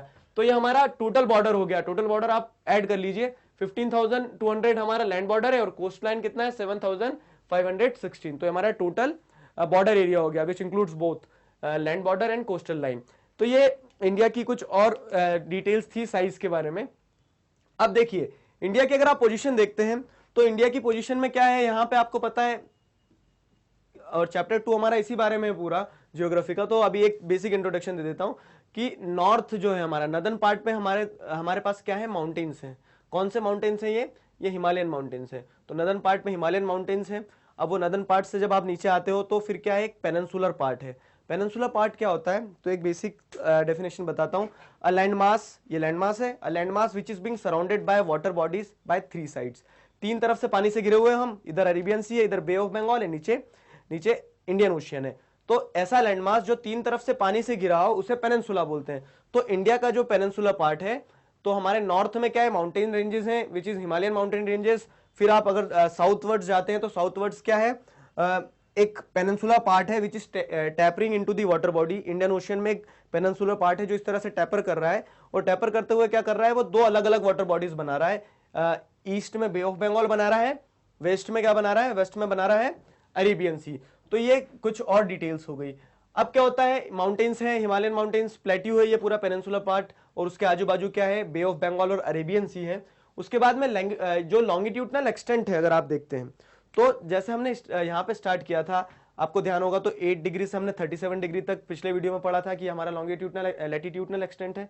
लॉन्गिट्यूडनल एक्सटेंट क्या है, 68 से 97। तो अब इस डिस्टेंस को आप गौर से देखिए, 68 से 97 के बीच में लगभग 29 पॉइंट कुछ, मतलब 30 अप्रॉक्स ले लेते हैं हम, तो 30 डिग्रीज का एक स्ट्रेच है पूरा, और ऊपर से नीचे तक यहाँ पे भी 29 पॉइंट कुछ का है, तो एक 30 डिग्री का स्ट्रेच है। अभी जो 30 डिग्री का स्ट्रेच है, मैंने आपको बताया था कि एक लैटिट्यूड जो होता है, लैटिट्यूड इक्वल्स होते हैं हमेशा, क्योंकि अर्थ मैंने आपको बताया था ना पिछले वीडियो में जियोइड शेप का होता है, तो लॉन्गिट्यूड और लैटिट्यूड में डिफरेंस रहता है डिस्टेंस में, ठीक है। जो पोल्स पे जो लॉन्गिट्यूड्स का डिस्टेंस होगा और जो इक्वेटर पे डिस्टेंस होगा लॉन्गिट्यूड का, वो डिफर करता है, ठीक। तो यहाँ पे क्या बताया गया आपको, यहाँ पे बताया गया है कि जो पूरा लॉन्गिट्यूडनल और लैटिट्यूडनल एक्सटेंट है, तो लगभग दिखने में ऐसा लगता है कि नॉर्थ से साउथ ज्यादा है और ईस्ट से वेस्ट कम है, लेकिन दोनों अप्रॉक्स 30 के आसपास आते हैं, मतलब 30 डिग्रीज के आसपास आते हैं। अब जब दोनों 30 डिग्रीज के आसपास आते हैं तो उसका क्या सिग्निफिकेंस है कि हमारा ईस्ट और वेस्ट और नॉर्थ और साउथ तो लगभग एक स्क्वायर ही बना लेता है। लगभग कह रहा हूं, मतलब किलोमीटर्स में डिफरेंस है, कुछ 100 एंड कुछ किलोमीटर्स का डिफरेंस है, लेकिन लगभग सेम ही आता है, लगभग सेम आता है। अब इसका सिग्निफिकेंस हम देखेंगे। अभी सिग्निफिकेंस क्या देखेंगे, एक क्वेश्चन मैंने आपको पिछले वीडियो में छुड़वाया था ट्रॉपिक ऑफ कैंसर वाला, एक क्वेश्चन इस वीडियो में छुड़वा रहा हूं मैं आपको, और इन दोनों क्वेश्चंस को हम लास्ट में एकदम डिस्कस करेंगे, क्योंकि ये इंपॉर्टेंट क्वेश्चन है दो, और ये बहुत बार क्वेश्चन में पूछे जाते हैं, क्योंकि इसके पीछे कंसेप्ट जानना जरूरी है, तो हम इन्हें सेपरेटली डील करेंगे। इसमें मैं क्या क्वेश्चन छुड़वा रहा हूं आपसे, इसमें क्वेश्चन ये छुड़वा रहा हूं कि यहां पे जैसे 97 डिग्री और 68 डिग्री है, तो जब यहां पे सूरज सनराइज होता है, जैसे आप देखते हैं सनराइज अर्थ ग्लो, मतलब जो हमारा अर्थ है वो क्या है, राउंड है शेप में, तो घूमता रहता है और रोटेट भी करता है, वो अपने एक्सिस पे इस तरह से रोटेट भी करता रहता है। अब जब रोटेट करता है तो सनरेज जो आती है, वो सनरेज इस पॉइंट पे पहले आती है और इस पॉइंट पे सनरेज लेट पहुंचती है, और ये जो डिफरेंस है 30 डिग्रीज का, तो ये 30 डिग्री का डिफरेंस जो है, तो ये लगभग सनरेज यहां से यहां तक कवर करने में 2 घंटे ले लेती है। तो उस कारण से क्या है कि हमारा टाइमिंग जो है, तो टाइमिंग कैसे सेट करा है कि अरुणाचल प्रदेश में भी टाइम सेट सेम रहे, गुजरात में भी टाइम सेम रहे, तो इससे बहुत सारे क्वेश्चंस उठते होंगे ना आपके मन में। इन दो क्वेश्चंस को आप आपके मन में अभी बैठा के रखिए, जो आपके फाइंड आउट में भी दिए ना क्वेश्चंस, तो उन्हें अभी के लिए दबा लीजिए उन क्वेश्चंस को। हम लास्ट वीडियो में, इस चैप्टर के लास्ट वीडियो में डिस्कस करेंगे कि कैसे होता है ये सारी चीज, ठीक है। क्या क्वेश्चन डिस्कस करने वाले हैं, एक तो स्टैंडर्ड मेरिडियन के ऊपर क्वेश्चन डिस्कस करेंगे कि स्टैंडर्ड मेरिडियन 82 डिग्री 30 मिनट्स को ही क्यों डिसाइड किया गया है, और दूसरा ये करेंगे कि कन्याकुमारी पे डे और नाइट का डिफरेंस जो होता है, it is being hardly felt over there, but it is being mostly observed at Jammu Kashmir. तो ये दोनों क्वेश्चंस को हम सेपरेट वीडियोस में डिस्कस करने वाले हैं। आई होप आपको इंडिया साइज एंड लोकेशन में लोकेशन और साइज वाला पार्ट क्लियर हो चुका है। नेक्स्ट वीडियो में हम क्या डिस्कस करेंगे, नेक्स्ट वीडियो में हम डिस्कस करेंगे कि किस प्रकार से इंडिया और वर्ल्ड, मतलब इंडियाज रिलेशन विथ वर्ल्ड, ये वाला जो आपका टॉपिक है, वाली जो हेडिंग है, इसे डिस्कस करेंगे कि वर्ल्ड में और इंडिया में क्या पोजीशनिंग है चीजों की, कैसे हो रहा है सारी चीज, वो सब कुछ डिस्कस करने वाले हैं। तो इस वीडियो में इतना ही, मिलते हैं नेक्स्ट वीडियो में एक नए टॉपिक के साथ में। इस चैप्टर के नोट्स आप हमारी ऑफिशियल वेबसाइट magnetbrains.com पर बहुत आसानी से डाउनलोड कर सकते हैं। magnetbrains.com पर आपको क्लास 4th से क्लास 12th तक सभी सब्जेक्ट्स, सभी चैप्टर्स और सभी चैप्टर्स के सब डिवीजन बहुत अरेंज फॉर्मेट में अवेलेबल होंगे, जिन्हें आप बहुत आसानी से डाउनलोड कर सकते हैं, पढ़ सकते हैं, समझ सकते हैं। Feel free to visit our official website magnetbrains.com। मिलते हैं नेक्स्ट वीडियो में। Thank you very much. Hello everybody, myself Digraj Singh Rajput, welcome to Magnet Brains. इस वीडियो में हम क्या पढ़ने वाले हैं, इस वीडियो में हम पढ़ेंगे इंडिया एंड दी वर्ल्ड। हम देखेंगे कि इंडिया की क्या पोजीशन है वर्ल्ड में, उस चीज को हम समझने वाले हैं। इससे पहले वाले वीडियोस में हमने क्या डिस्कस किया था? इससे पहले वाले वीडियोस में हमने पढ़ा था कि इंडिया साइज एंड लोकेशन, जो चैप्टर का नाम है, तो साइज वाले डायमेंशन पे हमने इंडिया को देखा था, लोकेशन वाले डायमेंशन पे हमने इंडिया को देखा था। अब देखिए, ये जो वीडियो होने वाला है, इस वीडियो की रेलेवेंस मैं आपको अभी समझाता हूं। आपने अधिकतर ऐसे क्वेश्चन सुने होंगे कि India is having a significant position in Indian ocean, justify this statement, या फिर justify the statement, justify naming of Indian ocean after India, कि इंडियन ओशियन का नाम इंडिया कंट्री के पीछे क्यों रखा, जैसे दूसरी कंट्रीज का नाम के पीछे तो आप रखते नहीं हो, पैसिफिक कोई सी कंट्री नहीं है लेकिन पैसिफिक ओशियन है। तो उन चीजों को हम समझेंगे कि क्या डायमेंशन है। उसके पहले एक बेसिक पोजिशनिंग पे आते हैं। ये पूरा एशिया है। अब पूरे एशिया में क्या हो रहा है, इंडिया की पोजीशन कहां है? पूरे एशिया में साउथ की तरफ है, तो India is a south Asian country. Is that clear? India एक साउथ एशियन कंट्री है, ये आपको समझ आ गया है। अब साउथ एशियन कंट्री होने के साथ साथ में क्या है कि इंडिया की जो पोजीशन है कहां पे? इंडियन ओशियन में। अब ये वाला पार्ट पूरा इंडियन ओशियन का है, ये वाला पार्ट पूरा इंडियन ओशियन का है। तो इंडियन ओशियन में इंडिया की पोजीशन बहुत रिलेवेंट है, बहुत इंपॉर्टेंट है। तो इंडिया की इंपॉर्टेंट पोजीशन है किसमें? इंडियन ओशियन में। ये भी आपको ध्यान रखना है। और इसी पोजीशन के कारण क्या है, क्वेश्चन बनता है। क्वेश्चन क्या बनता है कि naming of Indian ocean after India, या फिर significant position of India in Indian ocean. तो वो आपको अब क्लियर हो गया चीजें, ठीक। तो यहां पे हम इस चीज को ध्यान में रखते हुए, इस कंसेप्ट को ध्यान में रखते हुए कुछ पॉइंट्स डिस्कस करेंगे, और जिससे आप अपने आप आंसर बता सकते हो कि अच्छा क्यों इंपॉर्टेंट है इंडिया इंडियन ओशियन में। Central location between east Asia and west Asia.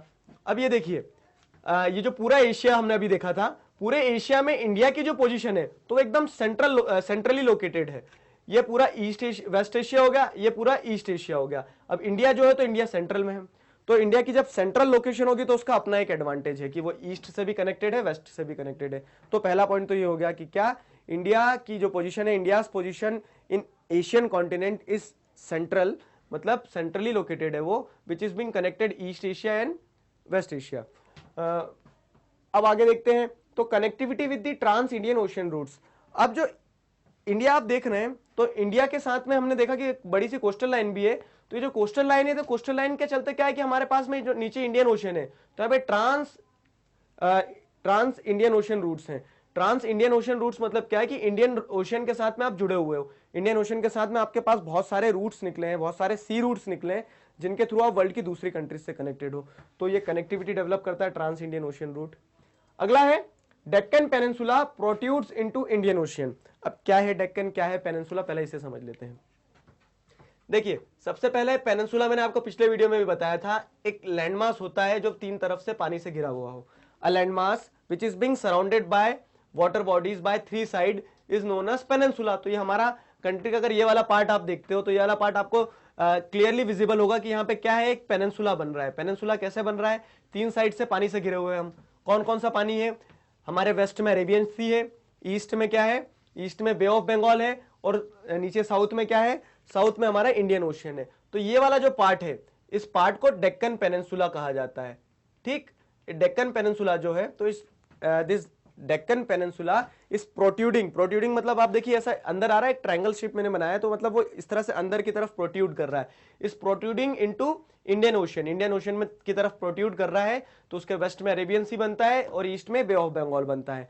अब जब इस तरह से एक पेनिनसुला प्रोट्यूड कर रहा है, तो वो अपने साथ में क्या लेके आ रहा है? वो अपने साथ में एक बड़ी सी कोस्ट लाइन लेके आ रहा है। ये कोस्ट लाइन देखिए, अब ये बड़ी सी कोस्ट लाइन हो गई हमारी एक।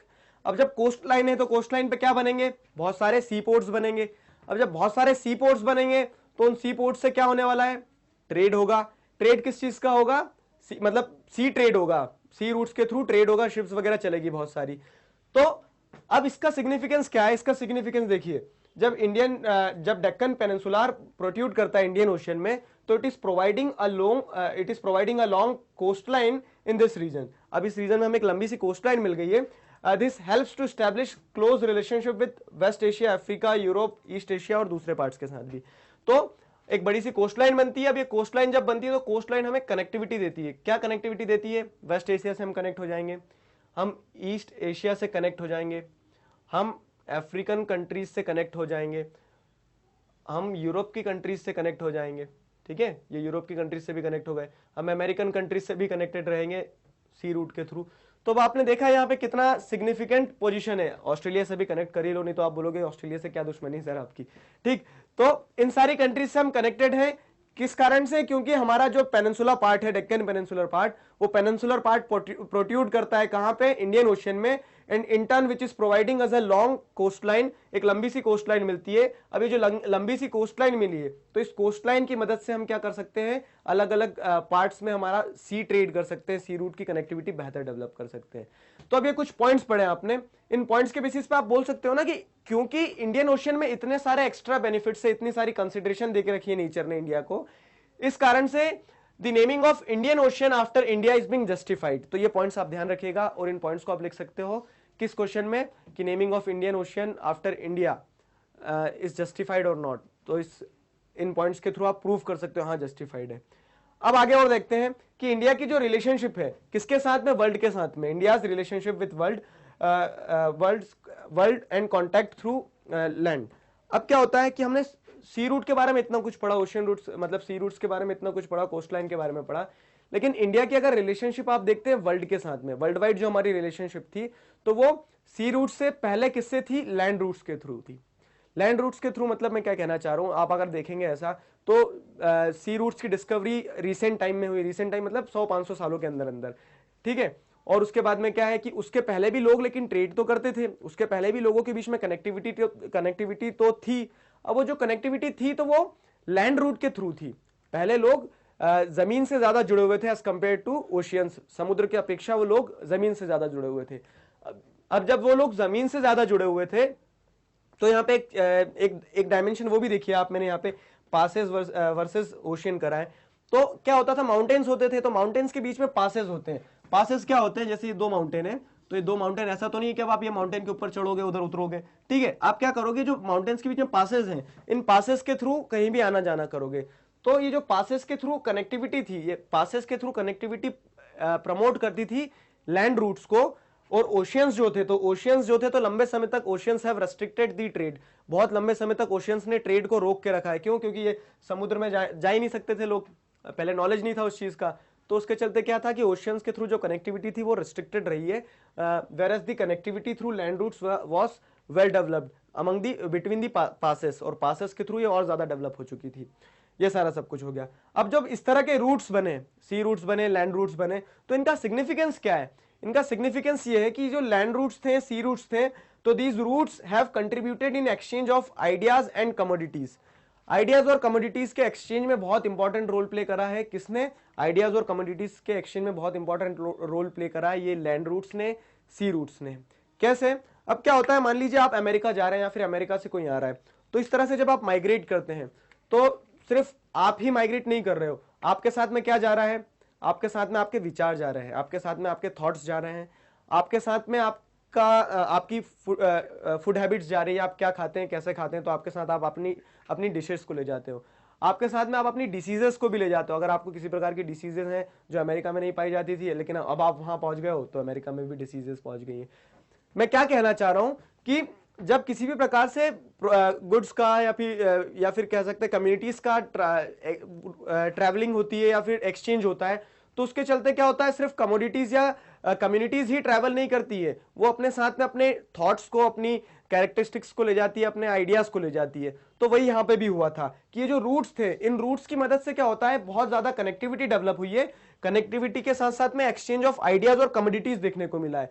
जैसे जो होली बुक्स होती हैं, अब मान लीजिए रामायण है, मान लीजिए बाइबल है, मान लीजिए कुरान है, तो इन सारी किताबों का क्या है, इन सारी किताबों में जो आइडियाज दिए गए, इन सारी किताबों में जिस बारे में बात की गई है, वो आइडियाज भी ट्रैवल कर रहे हैं। जब अलग अलग रिलीजियस फेथ के लोग एक जगह से दूसरी जगह ट्रैवल करते हैं, तो वो अपने साथ में अपने रिलीजियस ओपिनियन लेके गए हैं, उन्होंने अपने रिलीजियस ओपिनियन को नई जगह पे इंट्रोड्यूस किया है, कुछ वहां से सीखा है। तो इस तरह से क्या है, सिंक्रेटिक ट्रेंड मतलब क्या है कि लेन देन, तो आपस में आइडियाज कुछ दिए गए हैं, कुछ आइडियाज लिए गए हैं, ये सारी चीजें देखने को मिली। उसके बाद में क्या हुआ कि जैसे स्पाइसेस गई है इंडिया से, तो लोग इंडिया आए थे ब्रिटिशर्स, उन्होंने देखा रहे यहाँ पे तो इन लोगों का खाना बड़ा टेस्टी होता है। क्यों? क्योंकि हम लोग मसाले डाल के खाते थे। ब्रिटिशर्स इंडिया नहीं आए थे उसके पहले सारा सब कुछ बॉइल्ड फूड खाते थे वो लोग, उन्हें तो खाते भी नहीं आता था, ऐसे लोगों ने हमारे ऊपर रूल कर गए, तो हमारे यहाँ से स्पाइसेस ले गए वो लोग। मुस्लिम 8th क्लास में पढ़ा था, आपको ध्यान है कुछ? सर कहाँ ध्यान रहता है, 8th क्लास का तो भूल गए, अब तक 9th में आ गए। तो मुस्लिम जो है एक तरीके का फैब्रिक होता था, याद हो तो आपने हिस्ट्री में पढ़ा था, मुस्लिम जो एक तरह का फैब्रिक होता है उसका ट्रेड होता था। तो ये एक एग्जांपल के तौर पे बता रहा हूं कि किस तरह से कमोडिटीज और किस तरह से आइडियाज एक्सचेंज होते थे।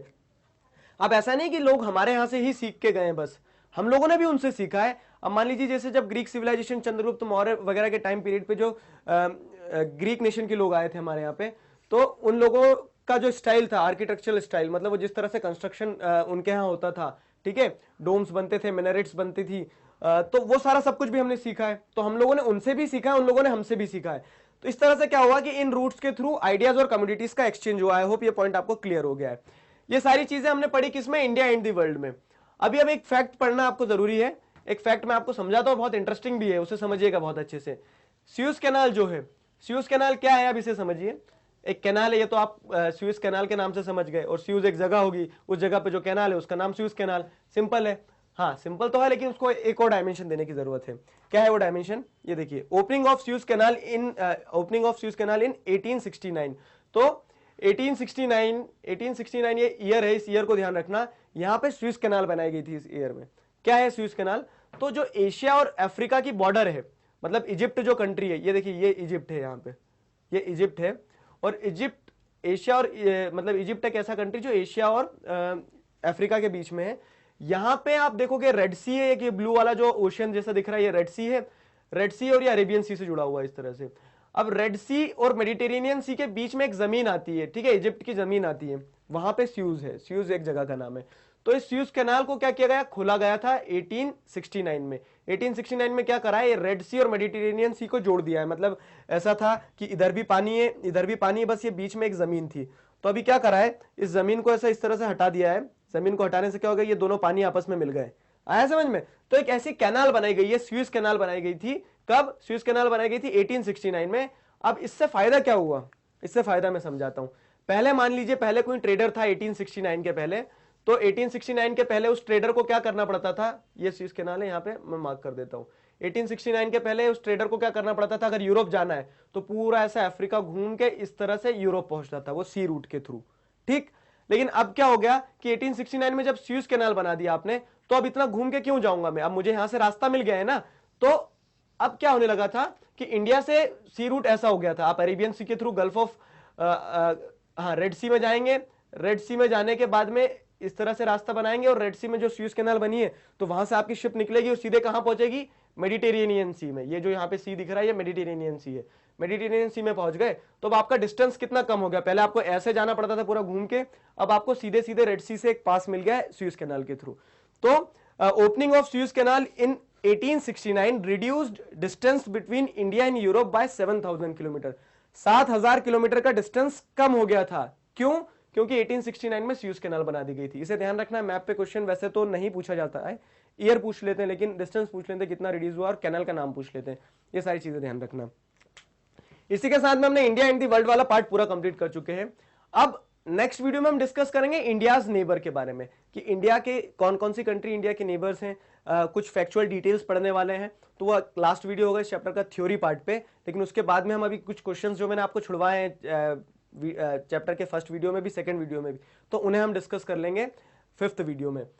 इंडिया एंड दी वर्ल्ड वाला पार्ट आई होप आपको क्लियर है, सारी चीजें समझ आ गई हैं। इस चैप्टर के नोट्स आप हमारी ऑफिशियल वेबसाइट magnetbrains.com पर बहुत आसानी से डाउनलोड कर सकते हैं।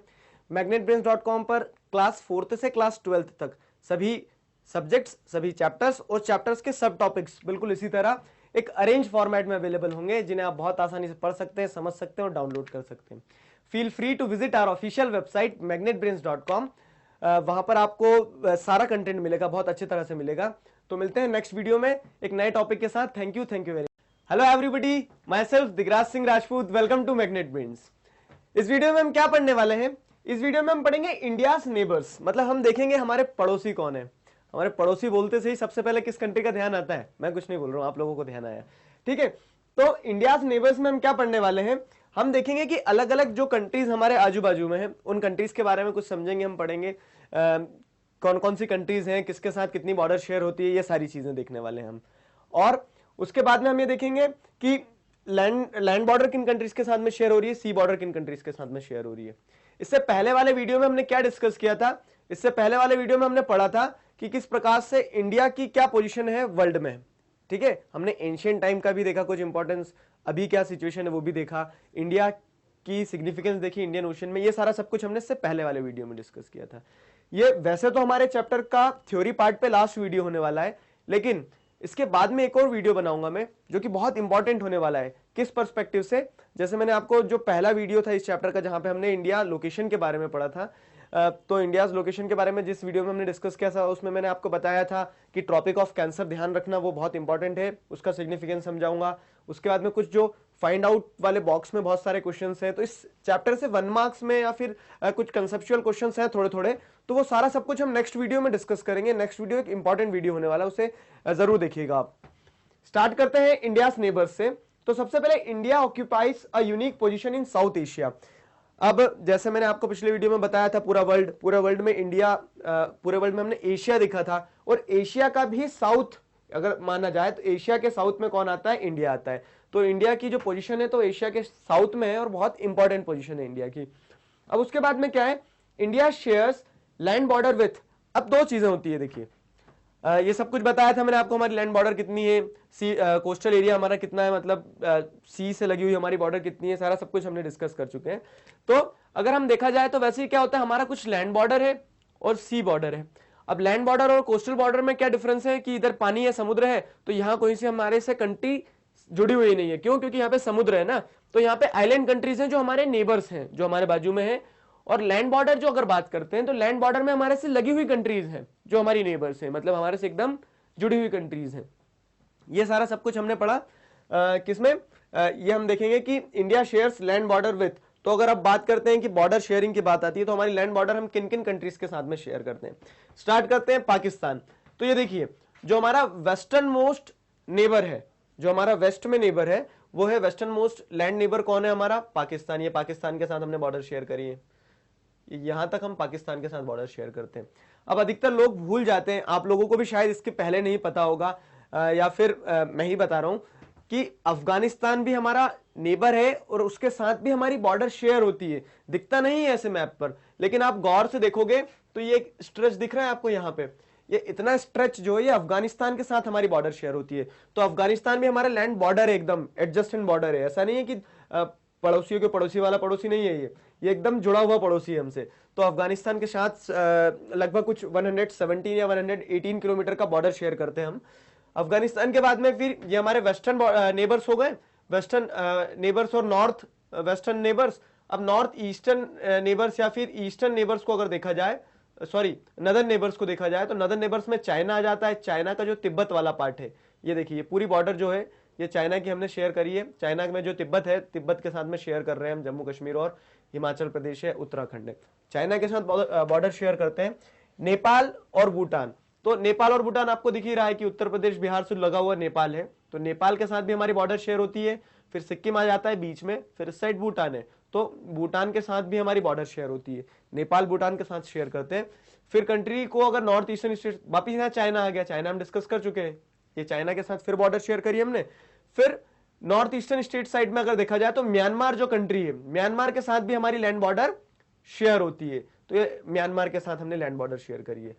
अब ये यहां तक क्या समझाया मैंने आपको कि कौन कौन सी कंट्रीज हैं हमारी, अफगानिस्तान, पाकिस्तान, अफगानिस्तान, चाइना, नेपाल, भूटान और म्यांमार। इन सारी कंट्रीज के साथ में हम बॉर्डर शेयर कर रहे हैं, लैंड बॉर्डर शेयर कर रहे हैं। अब एक और कंट्री है जो तीनों तरफ से जिसे हमने घेर के रखा है, मतलब घेर के नहीं रखा, हम किसी को डरा नहीं रहे, यहाँ पे हमारी बॉर्डर शेयर होती है, वो है बांग्लादेश। तो बांग्लादेश के साथ भी हमारी बॉर्डर शेयर होती है, ये बांग्लादेश के साथ पूरी हमारी बॉर्डर शेयर हो रही है।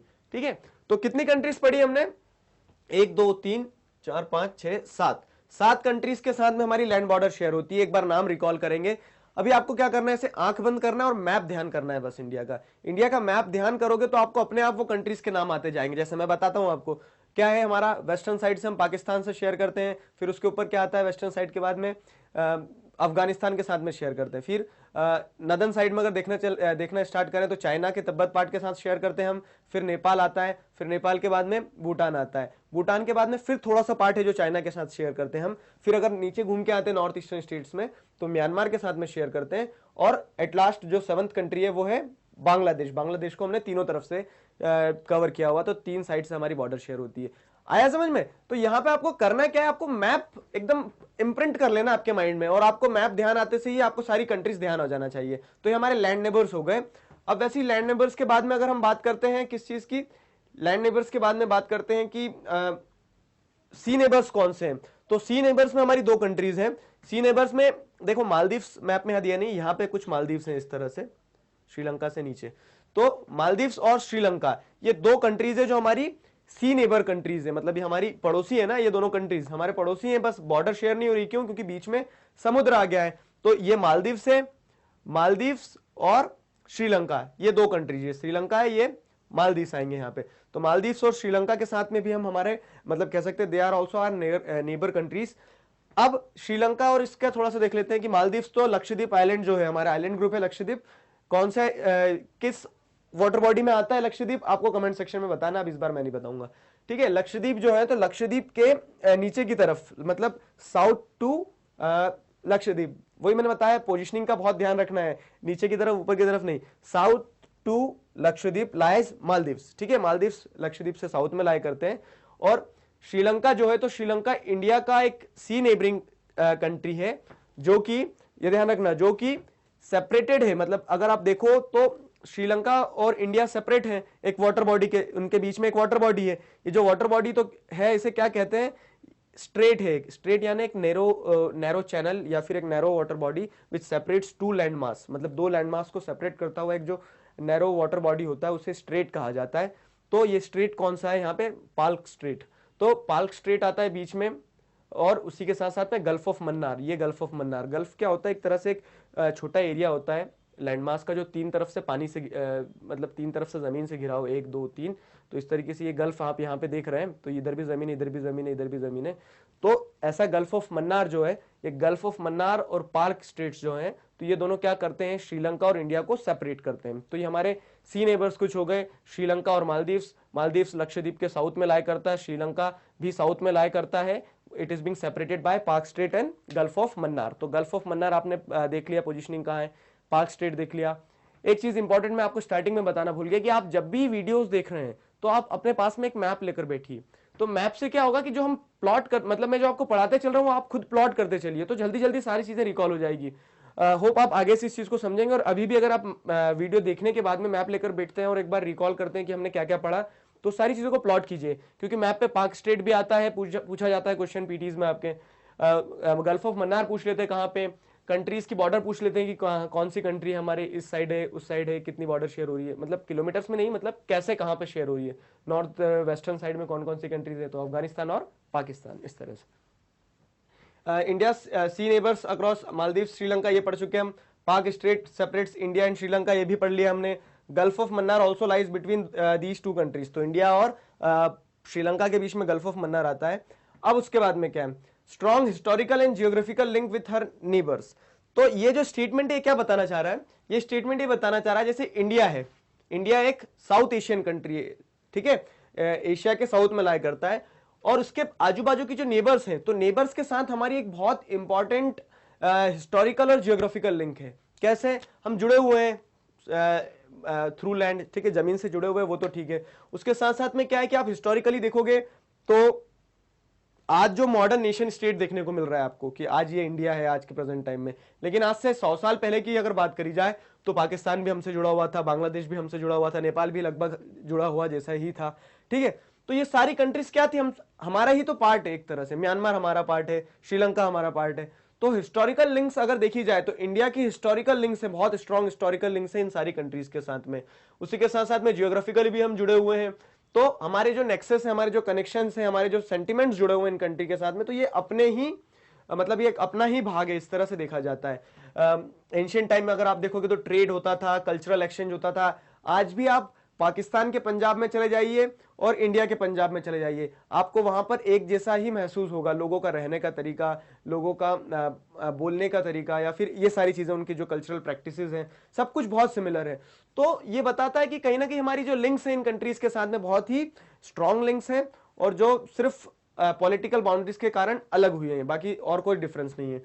अब उसके बाद में अगली चीज क्या देखना है, अगली चीज ये देखना है India stand apart from the rest of Asia. कैसे, ठीक है, तो इंडिया जो पूरा एशिया है, पूरे एशिया में अपने आप को एक अलग पोजीशन पे रखता है। वो कैसे रखता है? तो आप जियोग्राफिकली अगर देखोगे, जिस तरह से भगवान ने या फिर जिस तरह से नेचर ने इंडिया को कंस्ट्रक्ट किया है, तो इंडिया ने जिस तरह से नेचर ने जिस तरह से इंडिया को कंस्ट्रक्ट किया है, जो India is blessed with wonderful geographical features. कैसे? अगर आप देखोगे तो हमारे नेचुरल बॉर्डर्स हैं। नेचुरल बॉर्डर्स कैसे हैं? नेचुरल बॉर्डर्स मतलब यहाँ पे स्वाम्पी एरिया है, कुछ एरिया स्वाम्पी है, यहाँ पे डेजर्ट है, तो इसके चलते क्या है कि डेजर्ट और स्वाम्पी एरियाज के चलते एक तरह से ये नो मैंस लैंड हो जाता है कि यहाँ पे आपको दिक्कत नहीं जाती है। ठीक है, अब अगर नदर्न साइड से देखना स्टार्ट करें तो यहाँ पे माउंटेनियस रेंजेस हैं। कौन से माउंटेन्स हैं यहाँ पे? हिमालयाज। तो ये हिमालयाज माउंटेन्स जो है तो दे आर नॉट ट्रांसपासेबल, मतलब ऐसा नहीं है कि कोई भी चढ़ेगा हिमालय पे उधर उतर जाएगा चाइना में, कि चाइना से पता लग रहा है 4 अंकल मिलके इंडिया में आ रहे हैं हिमालय क्रॉस करके, ऐसा नहीं है। बहुत लॉफ्टीएस्ट माउंटेन है ये, वर्ल्ड के सबसे ऊंचे माउंटेन्स हैं, तो जिसके चलते क्या है, it is nearly impossible to cross them, they can be crossed only through passes, सिर्फ पासेस के थ्रू जा सकते हो। तो एक ये इंपॉर्टेंट पोजीशन मतलब एक सिक्योरिटी गार्ड की तरह खड़े हुए हैं माउंटेन्स। हिमालयन माउंटेन्स जो हैं वो they are acting as an natural barrier for us. ठीक है, एक नेचुरल बैरियर की तरह खड़े हैं, हमारी सिक्योरिटी के लिए खड़े हैं। तो यहाँ से अगर आप हिस्टोरिकली भी देखोगे तो जितने भी हमले हुए हैं इंडिया में, जितने भी फॉरेन इन्वेजन्स हुए हैं, तो सारे सिर्फ ये एक इतना पास खुला हुआ है, मतलब पंजाब और राजस्थान का जो कुछ एक एरिया है, ये जो इतना एरिया गैप है, तो यहीं से अधिकतर फॉरेन इन्वेजन्स हुए हैं। कारण क्योंकि यही एरिया सिर्फ ऐसा है जहां से इंडिया पे अटैक किया जा सकता है, क्योंकि बाकी तो पूरा कोस्टल एरिया है। मतलब एंशिएंट बोल रहा हूं मैं, ब्रिटिशर्स सी रूट के थ्रू आए थे, क्योंकि जब तक सी रूट्स डेवलप हो चुके थे, लेकिन उसके पहले तक ये जो सी था हमारे लिए, तो ये हमारे लिए एक बैरियर का काम करता था कि वर्ल्ड के दूसरे पार्ट से हमें अलग रखा था। क्यों? क्योंकि सी है, यहाँ पे कोई आ ही नहीं सकता, तो इतना एरिया हमारा कभी अटैक नहीं हुआ। ठीक है, ब्रिटिशर्स के पहले की बात कर रहा हूँ। उसके बाद में क्या है कि यहाँ पे माउंटेन्स हैं, तो इधर से कोई नहीं आ सकता था। यहाँ पे भी डेंस फॉरेस्ट थे, पूरा फॉरेस्टेड ट्रैक्स थे, तो वो हमें प्रोटेक्ट करते थे। सिर्फ ये इतना एरिया एक जो था, तो ये लैंड कनेक्टिविटी डेवलप किया हुआ था। और अधिकतर फॉरेन इन्वेजन देखोगे तो शकाज, हुन्स, दिल्ली सल्तनत, मुगल्स, और तो जितने भी फॉरेन इन्वेजन हुए सारे सब कुछ यहाँ से हुए हैं। तो जो हमारा स्टेटमेंट था, India stands apart from rest of the Asia, और इसी कारण से इसे इंडियन सब कॉन्टिनेंट भी कहा जाता है। ठीक है, क्यों? क्योंकि ये अपने आप में अलग है, पूरे एशिया का पार्ट होते हुए भी एक अलग कैरेक्टरिस्टिक्स पोजेस करता है इंडिया। इस कारण से India stands apart from rest of the Asia. तो सारी चीजें डिस्कस करी मैंने, आपको इंडिया के नेबर्स बताए हैं। नेबर्स में हमने सारे नेबर्स, लैंड नेबर्स देखे, ओशियन मतलब जो सी नेबर्स थे हमारे वो भी देखे, इंडिया की पोजीशन देखी कुछ कि क्यों एशिया में ये अपने आप में एक अलग कंट्री की तरह खड़ा हुआ है, ये सारा सब कुछ। अब थ्योरी पार्ट हमारा चैप्टर का कंप्लीट हो चुका है। अब इसके बाद जो वीडियो होने वाला है, बहुत इंपॉर्टेंट वीडियो होने वाला है, उसमें हम सारे जितने भी फाइंड आउट वाले क्वेश्चंस हैं, एक चैप्टर को जो कहते हैं ना कि एक एनालिसिस करेंगे चैप्टर का, चैप्टर में से जो बेसिक क्वेश्चन बन सकते हैं। एक क्वेश्चन मैं आपको दे के जा रहा हूं, आप मुझे बताइएगा। हमने लैंड नेबर्स देखे, तो आप बताइएगा कि किस कंट्री के साथ में, मतलब किस लैंड नेबर के साथ में हमारी सबसे ज्यादा बॉर्डर शेयर होती है। ठीक है, ये आपका क्वेश्चन है, आपको कमेंट सेक्शन में बताना है, और इसी चीज को मैं नेक्स्ट वीडियो में डिस्कस करूंगा। तो मिलते हैं नेक्स्ट वीडियो में एक नए टॉपिक के साथ में, जो होने वाला है कि मोस्ट प्रोबेबल क्वेश्चंस क्या पूछे जा सकते हैं इस चैप्टर से। तो एक समरी डिस्कशन होगा उस वीडियो में। इस चैप्टर के नोट्स आप हमारी ऑफिशियल वेबसाइट magnetbrains.com पर बहुत आसानी से डाउनलोड कर सकते हैं। magnetbrains.com पर आपको क्लास 4th से क्लास 12th तक के सभी चैप्टर्स, सभी सब्जेक्ट्स और सभी सब्जेक्ट्स के सब टॉपिक्स एक बहुत ही अरेंज फॉर्मेट में अवेलेबल होंगे, जिन्हें आप बहुत आसानी से पढ़ सकते हैं, समझ सकते हैं और डाउनलोड कर सकते हैं। Feel free to visit our official website magnetbrains.com। मिलते हैं नेक्स्ट वीडियो में। Thank you very much. Hello everybody, this is Digraj Singh Rajput, welcome to Magnet Brains. इस वीडियो में हम क्या पढ़ने वाले हैं? इस वीडियो में हम क्वेश्चन आंसर्स डिस्कस करने वाले हैं, एनसीईआरटी सॉल्यूशंस डिस्कस करने वाले हैं। किस चैप्टर के? तो जिस चैप्टर को हम थ्योरी पार्ट पर कंप्लीट कर चुके हैं, क्लास 9th ज्योग्राफी का चैप्टर है इंडिया साइज एंड लोकेशन। इस चैप्टर के सारे टॉपिक्स, सब टॉपिक्स, हर चीज को हम पढ़ चुके हैं। अभी अब हम देखते हैं कि इस चैप्टर में जो क्वेश्चन आंसर्स दिए हैं, जो एनसीईआरटी क्वेश्चंस दिए हैं, उनके सॉल्यूशंस क्या है with a reason. With a reason मतलब उन्हें एक्सप्लेन करते हैं, उनका सॉल्यूशन भी हम डिस्कस करेंगे। ठीक है, स्टार्ट करते हैं। सबसे पहली और इंपॉर्टेंट चीज जो एमसीक्यू है, तो उन्हें सारे एमसीक्यू क्वेश्चंस के आंसर्स देखते हैं, right answers. Choose the right answer from the 4 alternatives given below. तो ये जो 4 अल्टरनेटिव्स आपको दिए हैं हर क्वेश्चन में, इनमें से आपको एक चूज करना है। ठीक है, पहला क्वेश्चन क्या है? The tropic of cancer does not pass through. अब आपको स्टेट चूज करना है। देखो, you should be cautious while reading the statement. अब आप जब स्टेटमेंट पढ़ते हो तो ये नहीं पूछ रहे कि कहां कहां से पास हो रहा है, ये पूछ रहे कहां से नहीं हो रहा है। The tropic of cancer does not pass through. 4 option है, राजस्थान, छत्तीसगढ़, ओडिशा, त्रिपुरा। अब आपको क्या करना है, अब आपको सिर्फ ध्यान करना है कि ट्रॉपिक ऑफ कैंसर कहां से निकलता है। ट्रॉपिक ऑफ कैंसर कितने डिग्री पे से निकलता है, 23 डिग्री 30 मिनट्स पे से, ठीक है। अब देखो यहाँ पे 23 डिग्री 30 मिनट्स पे से निकलता है, ठीक। तो ये यहां से स्टेट जा रहे हैं, गुजरात भी आ जाता है, राजस्थान भी आ जाता है, उसमें मध्य प्रदेश आ जाता है, छत्तीसगढ़ आ जाता है, ठीक है। तो लगभग स्टेट्स, मेजर स्टेट्स आ रहे हैं। अब अगर हम ऑप्शन को देखें यहाँ पे, तो ऑप्शन में एक ओडिशा भी है, ओडिशा यहाँ पे है, ठीक है, ये स्टेट है ओडिशा, तो ओडिशा से पास नहीं होता है, ठीक है। तो राइट आंसर में क्या जाएगा आपका, राइट आंसर में आपको ले जाना है ओडिशा, क्लियर। तो Odisha is the right answer. फिर नेक्स्ट क्या है, the eastern most longitude of India is, eastern most longitude, ठीक है। ईस्टर्न मोस्ट लॉन्गिट्यूड, इस चीज को समझिएगा आप कि जैसे लैटिट्यूड्स लॉन्गिट्यूड्स हमने आपको बता चुके हैं इस चैप्टर में, ठीक है। लॉन्गिट्यूड्स लेटा हुआ लैटिट्यूड्स, तो यहां पे आपको लैटिट्यूड्स और लॉन्गिट्यूड्स को अगर समझना है तो वो क्या बोल रहे हैं, ईस्टर्न मोस्ट, मतलब इंडिया के ईस्ट में जो लैटिट्यूड है, ठीक है, ये ईस्टर्न मोस्ट लैटिट्यूड रहेगा। कितने डिग्री पे है, 97 डिग्री 25 मिनट्स। तो हमारा राइट ऑप्शन क्या हो जाएगा, यहां पे हमें चूज करना है उस चीज को, राइट ऑप्शन ही हो जाएगा 97 डिग्री 25 मिनट ईस्ट, ठीक है। फिर क्या है, Uttarakhand, Uttar Pradesh, Bihar, West Bengal, Kashmir, sorry and Sikkim, Kashmir पढ़ रहा हूं, and Sikkim have common frontiers with. अब देखो ये सारे स्टेट्स बता दिए उन्होंने, उत्तराखंड, उत्तर प्रदेश, बिहार, वेस्ट बंगाल, सिक्किम। अब देखो मैंने आपको जब चैप्टर समझा रहा था तब भी बताया था क्या, कि आपको विजुअलाइज करना सीखना होगा चीजों को। जब तक आप विजुअलाइज नहीं करोगे ना तो ज्योग्राफी में खास करके मैप बेस्ड क्वेश्चंस पे दिक्कत जाएगी। विजुअलाइज करो अब इंडिया के मैप को, इंडिया के मैप को विजुअलाइज करो, ये स्टेट्स देखो, अच्छा ये स्टेट ऊपर है उत्तराखंड, ठीक है, उसके नीचे है उत्तर प्रदेश, फिर उत्तर प्रदेश के बाजू में है बिहार, बिहार के साइड में वेस्ट बंगाल, उसके ऊपर सिक्किम है। अब इन स्टेट्स के साथ में कौन सा एक दूसरा कंट्री जिसकी बॉर्डर शेयर होती है, देखो चाइना है क्या, तो चाइना, नेपाल, भूटान और म्यांमार, ये ऑप्शन दिए। तो सबसे पहले म्यांमार को तो हम कट कर देंगे क्योंकि विजुअलाइज करेंगे तो म्यांमार तो नॉर्थ ईस्टर्न स्टेट की तरफ आता है, ठीक है, ऐसे एलिमिनेट करना सीखो। फिर क्या है, चाइना, नेपाल, भूटान बचा है। तो आइए अब मैं आपको विजुअलाइजेशन के बाद में उसकी ग्राउंड चेक रियलिटी देखते हैं कि अच्छा क्या राइट आंसर जाने वाला है, ठीक। ये देखो यहां पे देखो क्या है, ये यहां उत्तराखंड हो जाएगा, ठीक, यहां उत्तर प्रदेश हो गया, यहां बिहार हो गया, ठीक है, यहां वेस्ट बंगाल जो है, ये वेस्ट बंगाल का जो एरिया है थोड़ा सा, ठीक है, वेस्ट बंगाल की भी एक ऐसी बॉर्डर ये जा रही है, ऊपर तक गया वेस्ट बंगाल, ठीक, ये यहाँ वेस्ट बंगाल भी टच हो रहा है यहाँ से, और ये ऊपर सिक्किम। तो ये सारे स्टेट्स किसके साथ टच हो रहे हैं, नेपाल के साथ में। चाइना के साथ देखोगे तो उत्तर प्रदेश और बिहार की कोई बॉर्डर टच नहीं होती, तो चाइना भी ऑप्शन से क्या हो जाएगा, कट जाएगा। फिर वो भूटान बोल रहे, तो भूटान की बॉर्डर इधर उत्तराखंड, बिहार, उत्तर प्रदेश इनके साथ शेयर नहीं होती। राइट आंसर क्या जाएगा, नेपाल जाएगा। आया ना समझ में। तो इस तरह से हमारा सही आंसर क्या चूज करना है हमें, Nepal. Nepal is the right answer in this case. तो उत्तराखंड, उत्तर प्रदेश, बिहार, वेस्ट बंगाल, सिक्किम, इन सारे स्टेट्स के साथ में कौन सा कंट्री अपनी बॉर्डर शेयर करता है, नेपाल।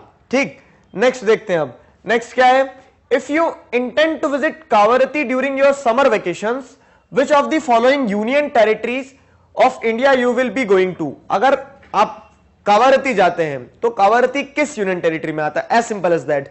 कावारती कहां है, पुडुचेरी, अंडमान निकोबार, लक्षद्वीप और दमन एंड दीव। तो आपको पता होना चाहिए कावारती किस यूनियन टेरिटरी कैपिटल है, लक्षद्वीप की। तो ये डायरेक्ट आंसर हो गया यहां पे। तो ठीक है, my friend हेल्स from a country which does not share land boundary with India, identify the country. अब देखो क्या है, लैंड बाउंड्री मेन वर्ड हो गया इसमें, ठीक है, लैंड बाउंड्री। अब आपका एक दोस्त है जो एक ऐसे देश में रहता है जिसकी इंडिया के साथ में लैंड बाउंड्री शेयर नहीं होती है। नेपाल के साथ अभी हमने देखा, ठीक है। फिर उसके बाद बांग्लादेश के साथ हमारी लैंड बॉर्डर शेयर होती है, क्योंकि वेस्ट बंगाल के बाजू का स्टेट बांग्लादेश सबसे ज्यादा, इनफैक्ट हमारी अगर बॉर्डर किसी के साथ शेयर होती है तो बांग्लादेश के साथ होती है लैंड बॉर्डर। फिर भूटान, तो भूटान के साथ भी हमारी लैंड बॉर्डर शेयर होती है, ठीक है। तो इस केस में राइट आंसर क्या होगा, किस देश के साथ हमारी बॉर्डर नहीं है, तजाकिस्तान। अब आप वर्ल्ड मैप पे आपको होमवर्क देता हूं, एक तजाकिस्तान ढूंढोगे आप, ठीक है, देखना, मतलब इसी तरह से तो सीखते हैं हम। वर्ल्ड मैप पे देखना आज आप कि तजाकिस्तान कहां पे है, ठीक है। अपने घर में सभी ने एक इंडिया का मैप और एक वर्ल्ड मैप लगाना जरूर है, और उसमें से देखते रहना। तो ऐसे धीरे धीरे क्या हो जाएगा, जो विजुअलाइजेशन की हम बात करें ना, वो सीख जाओगे आप। क्लियर है। चलो, तो एमसीक्यू कंप्लीट होते हैं हमारे। नेक्स्ट आते हैं क्वेश्चन आंसर्स। तो ये शॉर्ट वाले जो क्वेश्चन आंसर्स है, डायरेक्ट क्वेश्चन आंसर्स इन्हें डिस्कस करते हैं, ठीक है। Answer the following questions briefly. Name the group of islands lying in Arabian sea. Arabian sea कहां पे, सबसे पहली चीज तो ये है इंडिया, ठीक है, और ये इंडिया के इस साइड जो सी है ये अरेबियन सी है। अरेबियन सी में कौन से आइलैंड्स हैं, ठीक है, तो हमारे कौन सा आइलैंड है, Lakshadweep island. Lakshadweep islands lie in Arabian sea, तो इस साइड अरेबियन सी में यहाँ पे छोटे छोटे जो आइलैंड दिख रहे हैं आपको, ये लक्षद्वीप आइलैंड्स है और ये अरेबियन सी में है, ठीक है। नेक्स्ट क्या है, name the countries which are larger than India. India से बड़ी है वो कौन कौन सी कंट्रीज हैं। अब आपको ध्यान करना है वाली ट्रिक जो हमने पढ़ी थी जब चैप्टर को एक्सप्लेन कर रहे थे, रुकुबाई। रुकुबाई में क्या था, RCUCBA और I फॉर इंडिया। तो अब रुकुबाई को अगर आप देखते हो तो Russia, Canada, US, China, Brazil, Australia और इंडिया हो गया रुकुबाई। तो उस सेंस में ये कंट्रीज हैं जो इंडिया से क्या है, बड़ी है साइज में, वो हमने क्या कर लिए, पढ़ लिए, समझ लिए और याद भी कर लिए ट्रिक के साथ में। तो इसका आंसर हो गया which island group of India lies to its south east. अब देखो साउथ ईस्ट ये इंडिया है, ठीक है, इंडिया के साउथ ईस्ट में, साउथ है और ये ईस्ट हो गया, इस साइड ये मतलब ये साउथ, साउथ का ईस्ट। तो साउथ ईस्टर्न साइड में कौन से आइलैंड ग्रुप्स आते हैं इंडिया के, इंडिया के कौन से आइलैंड ग्रुप्स हैं साउथ ईस्ट में, तो हमने देखा अरेबियन सी में लक्षद्वीप है और दूसरा आइलैंड ग्रुप कौन सा हमारा, अंडमान निकोबार, जो हमारे south east bay of Bengal में है, ठीक है। तो बे ऑफ बंगाल में या फिर साउथ ईस्ट में जो हमारे आइलैंड है वो कौन से, निकोबार एंड अंडमान एंड निकोबार। तो Andaman Nicobar islands lies to south east of India, ठीक है। Which island countries are southern neighbours, ठीक है, हमारे सदर्न नेबर्स मतलब साउथ में हमारे नेबर्स कौन से हैं, कौन सी आइलैंड कंट्री हमारी सदर्न नेबर है। तो अब यहाँ पे आइलैंड कंट्री कौन कौन सी है, एक तो ये है और एक यहाँ पे छोटा सा नीचे एक दूसरा कंट्री है, ठीक है, दो कंट्री है। इंडिया के मैप को विजुअलाइज कर लिया, इंडिया के आजू बाजू के मैप्स को मतलब आजू बाजू की कंट्रीज को विजुअलाइज कर लिया, सारे आंसर बन जाएंगे, ठीक। तो हम आपको बता रहे एक कंट्री हो गया, एक यहाँ पे नीचे है और, तो ये दो कंट्रीज हमारे नेबर्स हो गए। देखो लक्षद्वीप और अंडमान ये हमारे नेबर्स नहीं है, ये हमारे अपने पार्ट है ना, ये घर के लोग हैं, मतलब ये हमारे आइलैंड है। लेकिन श्रीलंका और मालदीव्स ये हमारे दूसरे देश हैं, तो ये हमारे नेबर्स हो गए। तो यहाँ पे क्या है, Sri Lanka and Maldives are two island countries that are southern neighbours of India. India के सदर्न नेबर्स कौन कौन से आइलैंड कंट्रीज, कीवर्ड समझा करो, सदर्न नेबरर्स, ठीक है, आइलैंड भी लिखा है और विच आइलैंड कंट्रीज, तो आइलैंड कंट्रीज ये दोनों है और ये साउथ में है, तो ये सदर्न नेबरर्स हो गए हमारे, क्लियर है।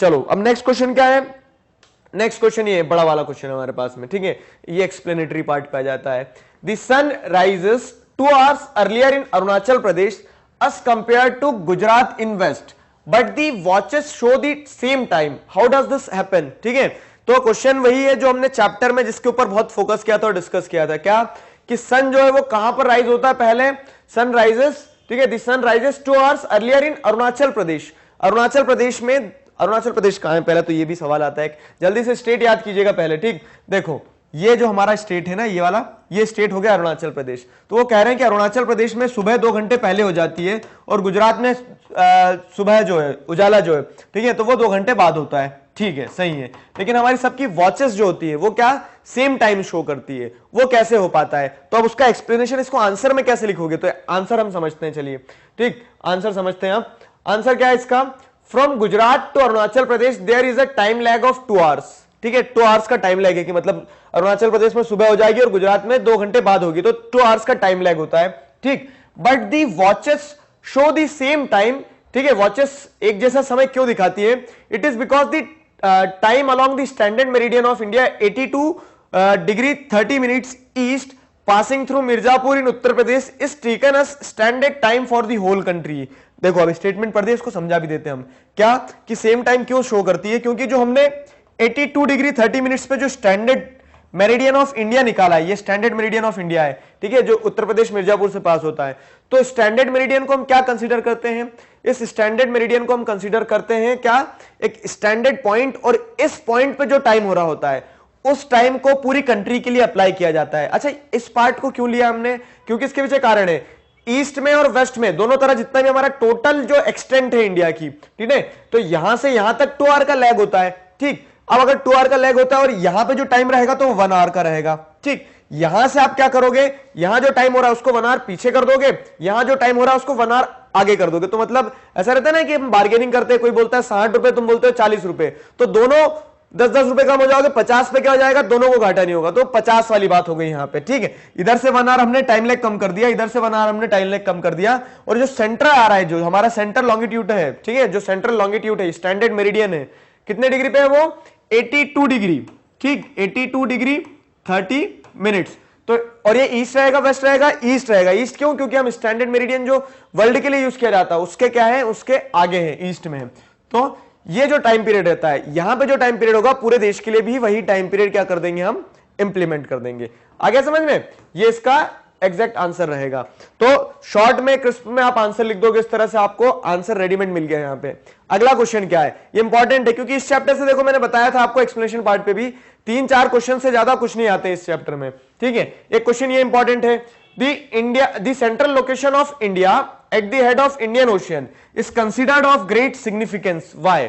जो सेंट्रल लोकेशन है इंडिया की, उसकी बहुत ज्यादा सिग्निफिकेंस होती है, कारण बता दो कि क्यों इतनी ज्यादा सिग्निफिकेंस है। The Indian landmass has a central location between east and west Asia, India is a southward extension of Asian continent, ठीक।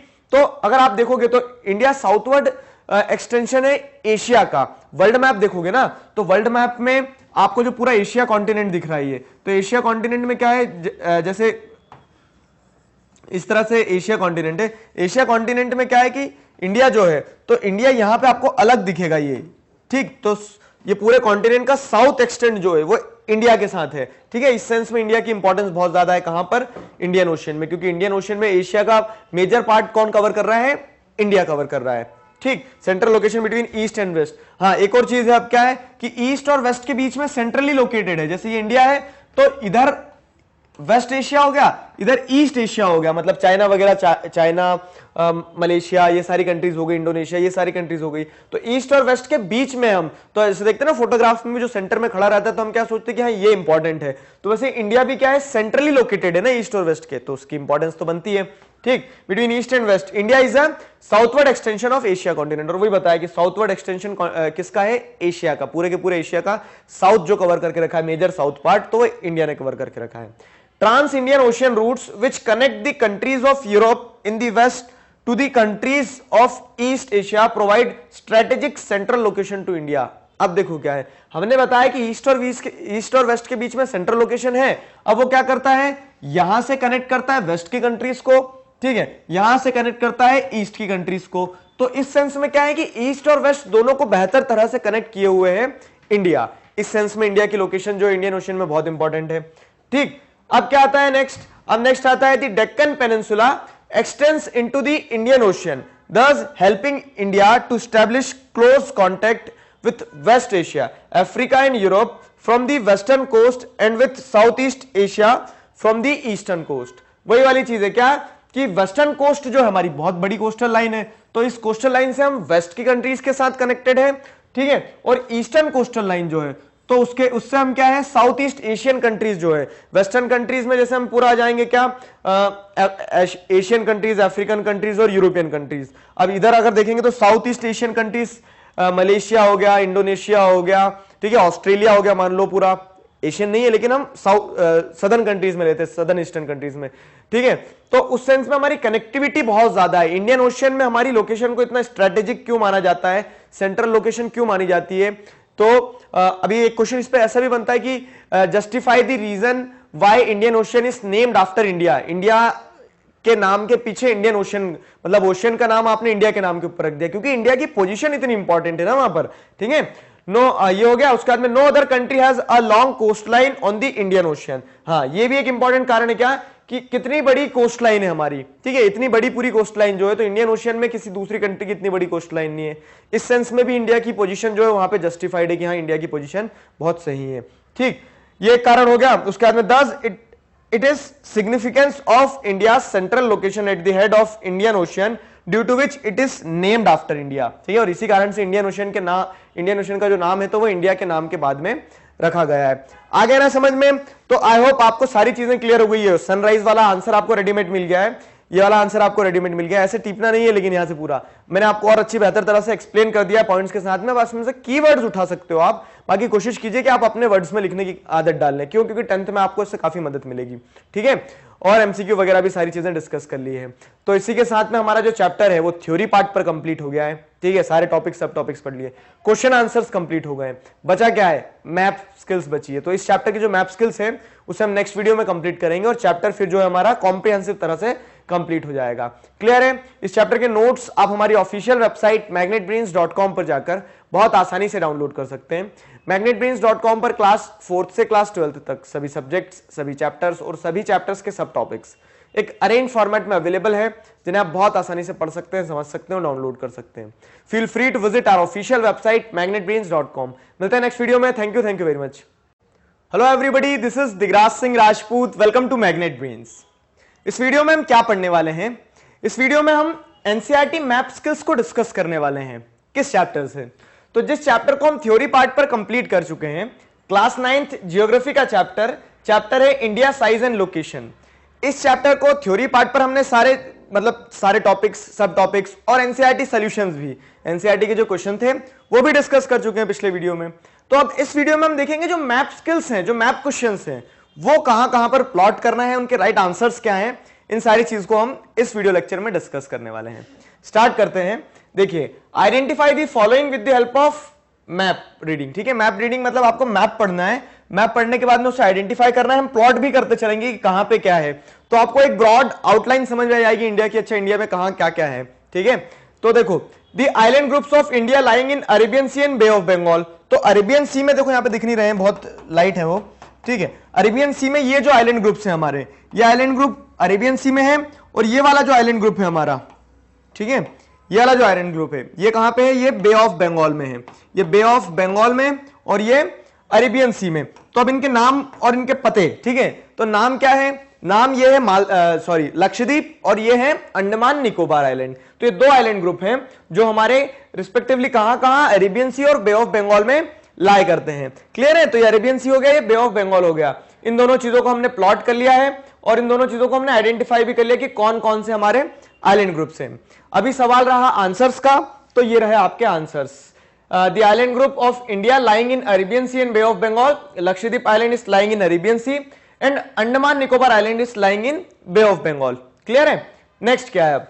The countries constituting Indian subcontinent. ये एक इंपॉर्टेंट चीज है, एक इंपॉर्टेंट क्वेश्चन है, जैसे आपने पढ़ा होगा इस चैप्टर में और छोटी क्लास से पढ़ते आ रहे हैं, 6, 7 से पढ़ते आ रहे हैं। Indian subcontinent, Indian subcontinent. आखिर ये इंडियन सबकॉन्टिनेंट क्या है? तो देखो, हमने आपको बताया था कि इंडिया की अपनी अलग पोजीशन है इंडियन ओशियन में, और इंडिया के साथ साथ में कुछ और कंट्रीज हैं जो पूरा इस इंडियन ओशियन का मजा लेती हैं। उन सारी कंट्रीज को मिलकर हम इंडियन सबकॉन्टिनेंट, क्योंकि यहाँ का जियोग्राफिकल एरिया अलग है, यहाँ का क्लाइमेट अलग होता है, यहाँ की बात ही अलग है, ठीक है। तो वो कंट्रीज मिलकर इंडियन सबकॉन्टिनेंट बनाती है। अब कौन कौन सी कंट्रीज हैं इंडियन सबकॉन्टिनेंट में? आंसर ये रहा आंसर, ठीक है। इंडिया, पाकिस्तान, नेपाल, भूटान, बांग्लादेश, श्रीलंका, मालदीव्स, इतनी कंट्री है, ठीक है। तो ये सारी कंट्रीज को अगर हम प्लॉट करते हैं मैप पर, तो देखो, ये हो गया पाकिस्तान पहली कंट्री, ठीक है। इंडिया तो है ही, इंडिया पहली है, इंडिया, पाकिस्तान, ठीक है। उसके बाद में नेपाल, ये भूटान, ठीक है, ये बांग्लादेश, ये श्रीलंका, और यहां नीचे एक जो आइलैंड कंट्री वो है मालदीव्स, ठीक है, ये मालदीव्स। तो ये इतनी कंट्रीज जो हैं, ठीक, ये सारी कंट्रीज 1 2 3 4 5 6 7, ये जो 7 कंट्रीज हैं, ये 7 कंट्रीज मिलके क्या बनती है? 7 कंट्रीज मिलके इंडियन सब कॉन्टिनेंट बनाती है। क्लियर है? इंडिया, पाकिस्तान, नेपाल, भूटान, श्रीलंका, बांग्लादेश और मालदीव्स, ये इतनी कंट्रीज। क्लियर?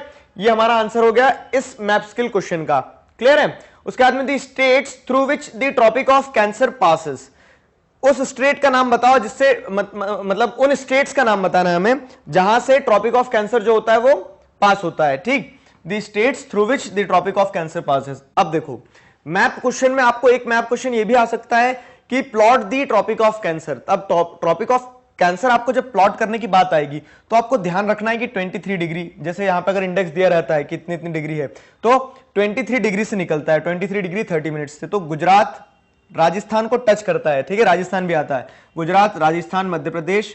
उसके बाद में यहां पे आपको छत्तीसगढ़ भी लेना, छत्तीसगढ़, झारखंड, वेस्ट बंगाल, वेस्ट बंगाल के बाद में त्रिपुरा, ठीक है। तो इस तरह से देखो, ये सारे स्टेट जो हैं हमारे गुजरात, राजस्थान, मध्य प्रदेश, छत्तीसगढ़, झारखंड, वेस्ट बंगाल, त्रिपुरा एंड मिजोरम, इतने स्टेट्स पे से आपको क्या करना है, इतने स्टेट्स पे से ट्रॉपिक ऑफ कैंसर को निकालना है। तो अब देखो हमारा ये गुजरात, राजस्थान, छत्तीसगढ़, झारखंड, वेस्ट बंगाल, त्रिपुरा और ये मिजोरम, ठीक, ये इतने स्टेट से हमारा क्या होता है, ट्रॉपिक ऑफ कैंसर निकलता है। ये स्टेट्स आपको ध्यान रखना है, 1 2 3 4 5 6 7 स्टेट्स हैं, 7 स्टेट्स ध्यान रखना है, बहुत अच्छी तरह से याद करना है, ये इंपॉर्टेंट है। ये सीधे ट्रॉपिक ऑफ कैंसर प्लॉट करने को आ सकता है, स्टेट्स पूछ सकते हैं आपसे, दोनों चीजें हमने डिस्कस कर ली है। तो the states through which tropic of cancer passes, तो हमने ये ट्रॉपिक ऑफ कैंसर को यहां से निकाल दिया, ठीक है।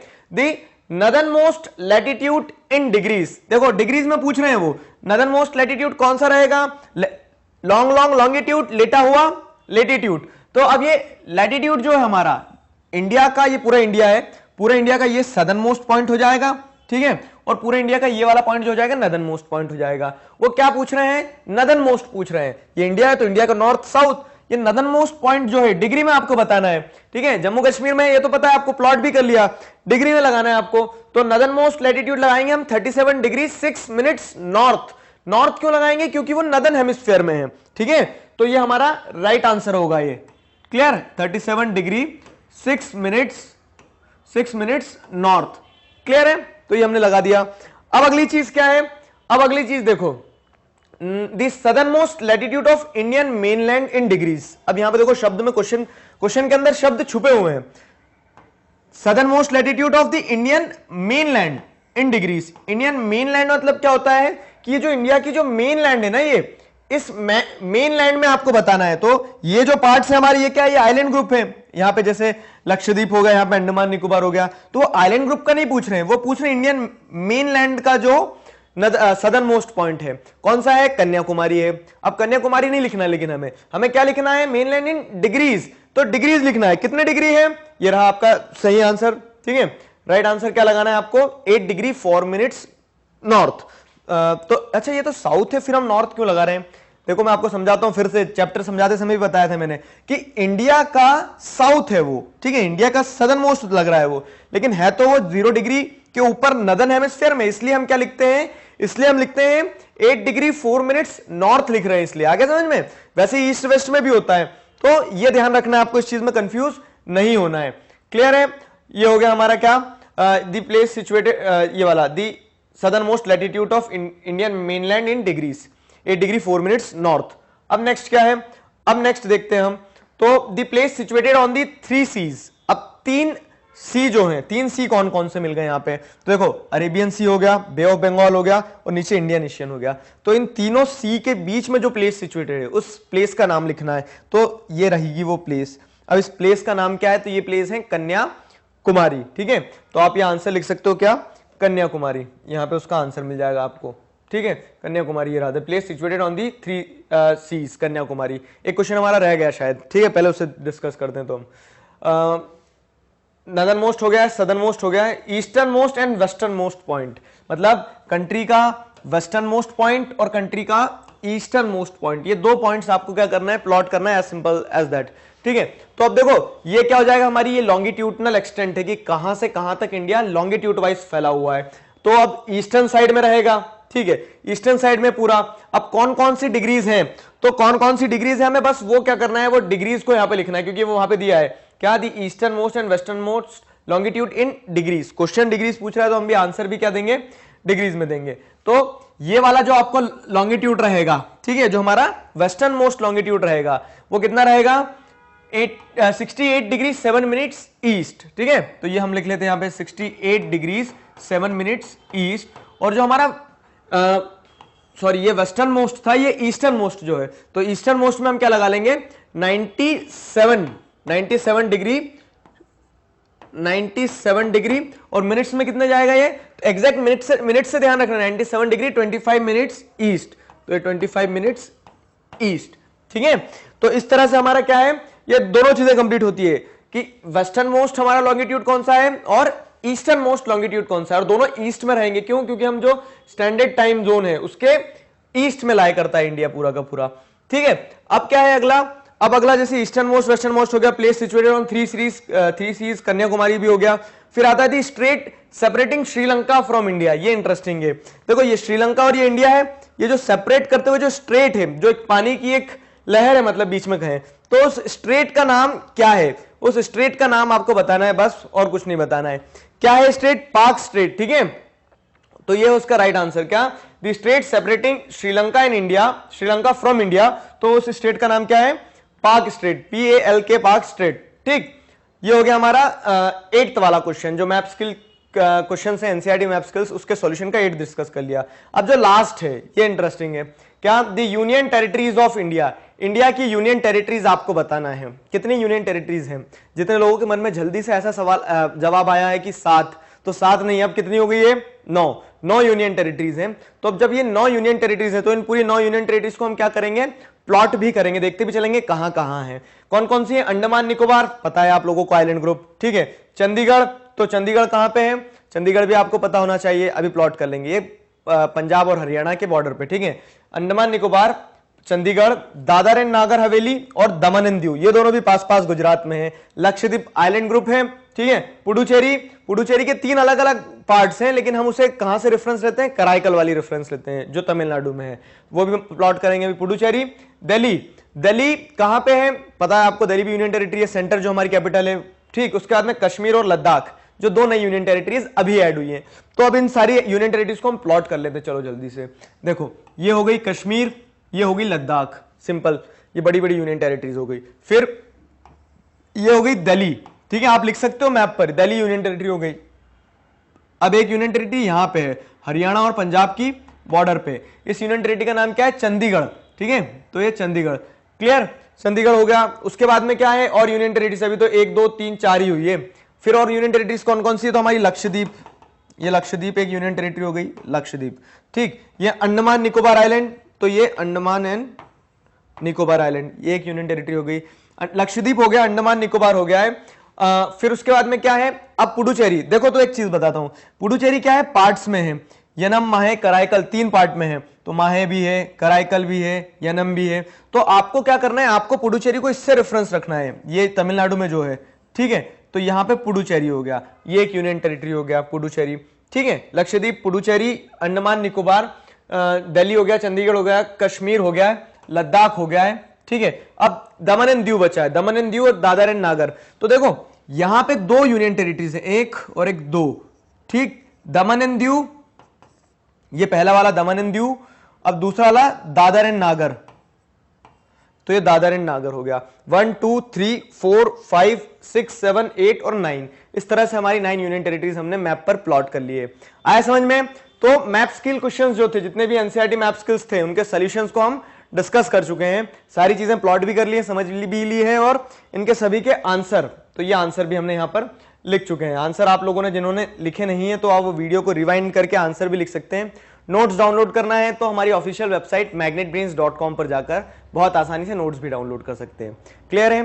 तो magnetbrains.com पर आपको क्लास 4th से क्लास 12th तक सभी सब्जेक्ट्स, सभी चैप्टर्स और सभी चैप्टर्स के सब टॉपिक्स एक अरेंज फॉर्मेट में अवेलेबल होंगे, जिन्हें आप बहुत आसानी से पढ़ सकते हैं, समझ सकते हो, डाउनलोड कर सकते हैं। Feel free to visit our official website magnetbrains.com। इसी के साथ हमारा चैप्टर कॉम्प्रिहेंसिव तरह से कंप्लीट होता है। नेक्स्ट वीडियो में एक नए चैप्टर के साथ में, फिजिकल फीचर्स ऑफ इंडिया, उस चैप्टर के साथ में मिलते हैं। Thank you very much.